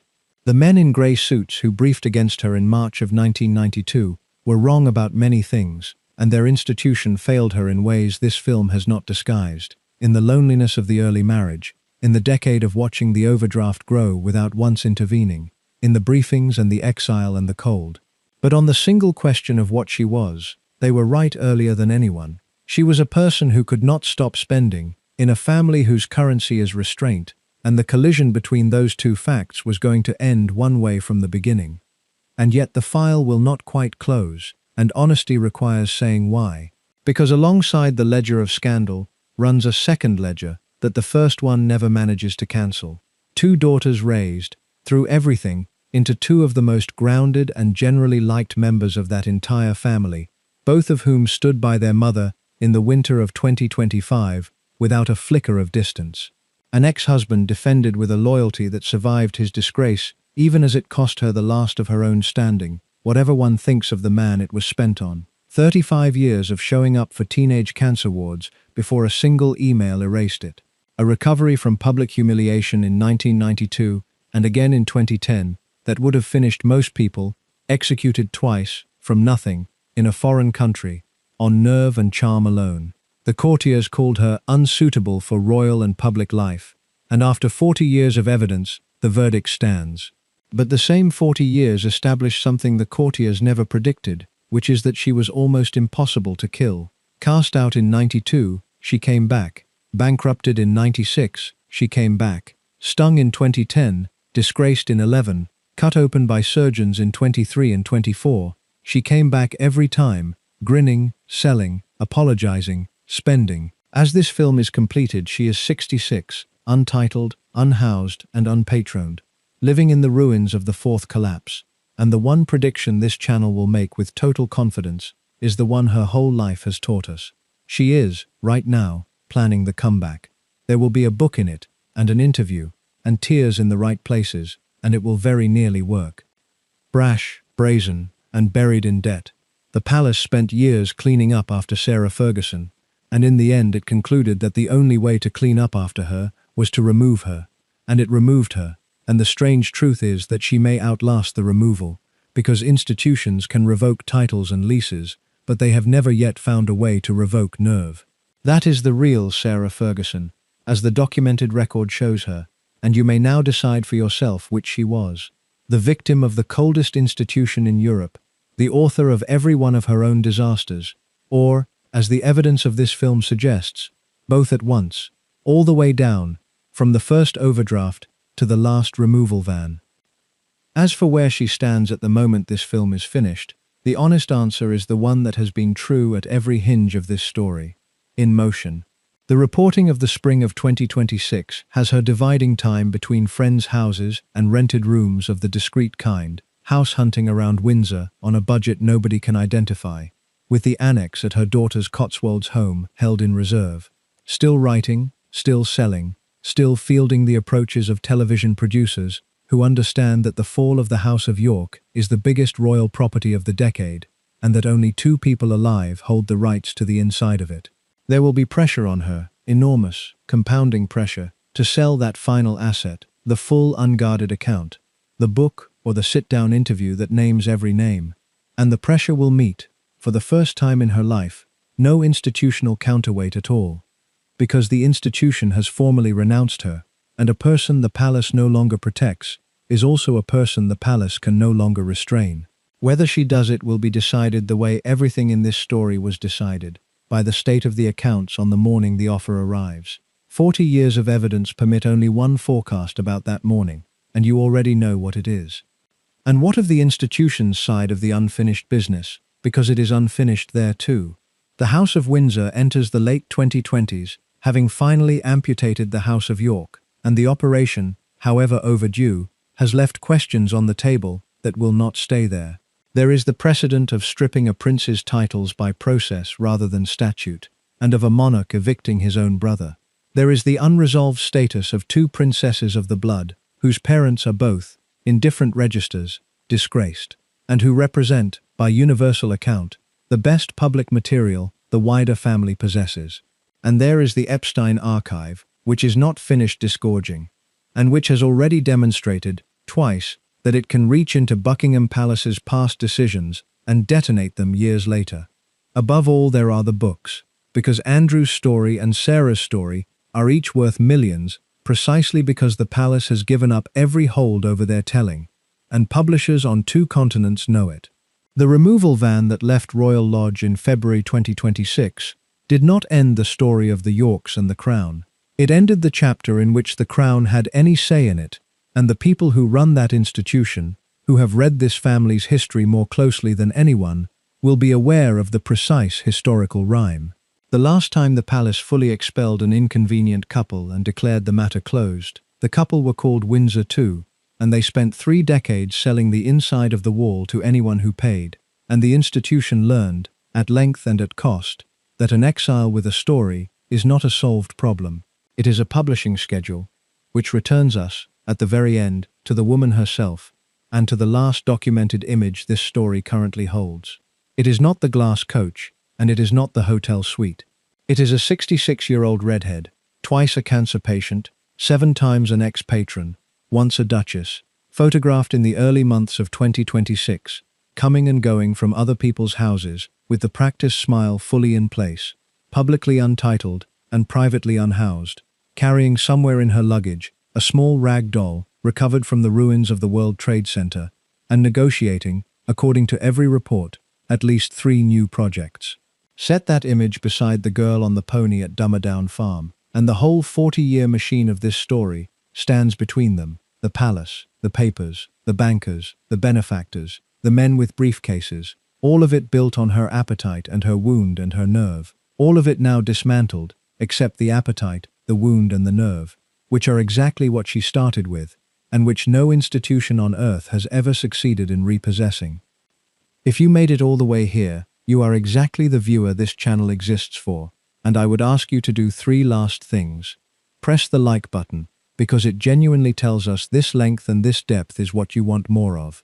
Subscribe with notifications on, because our next full-length royal documentary is already in production, and you will not want to miss where we go next.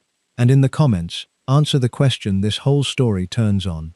If the palace had paid off that first overdraft in 1989, without fuss, when it was small, does any of the rest of this ever happen? Tell me what you think. Tell me where in the world you are watching from, and I will see you in the next one.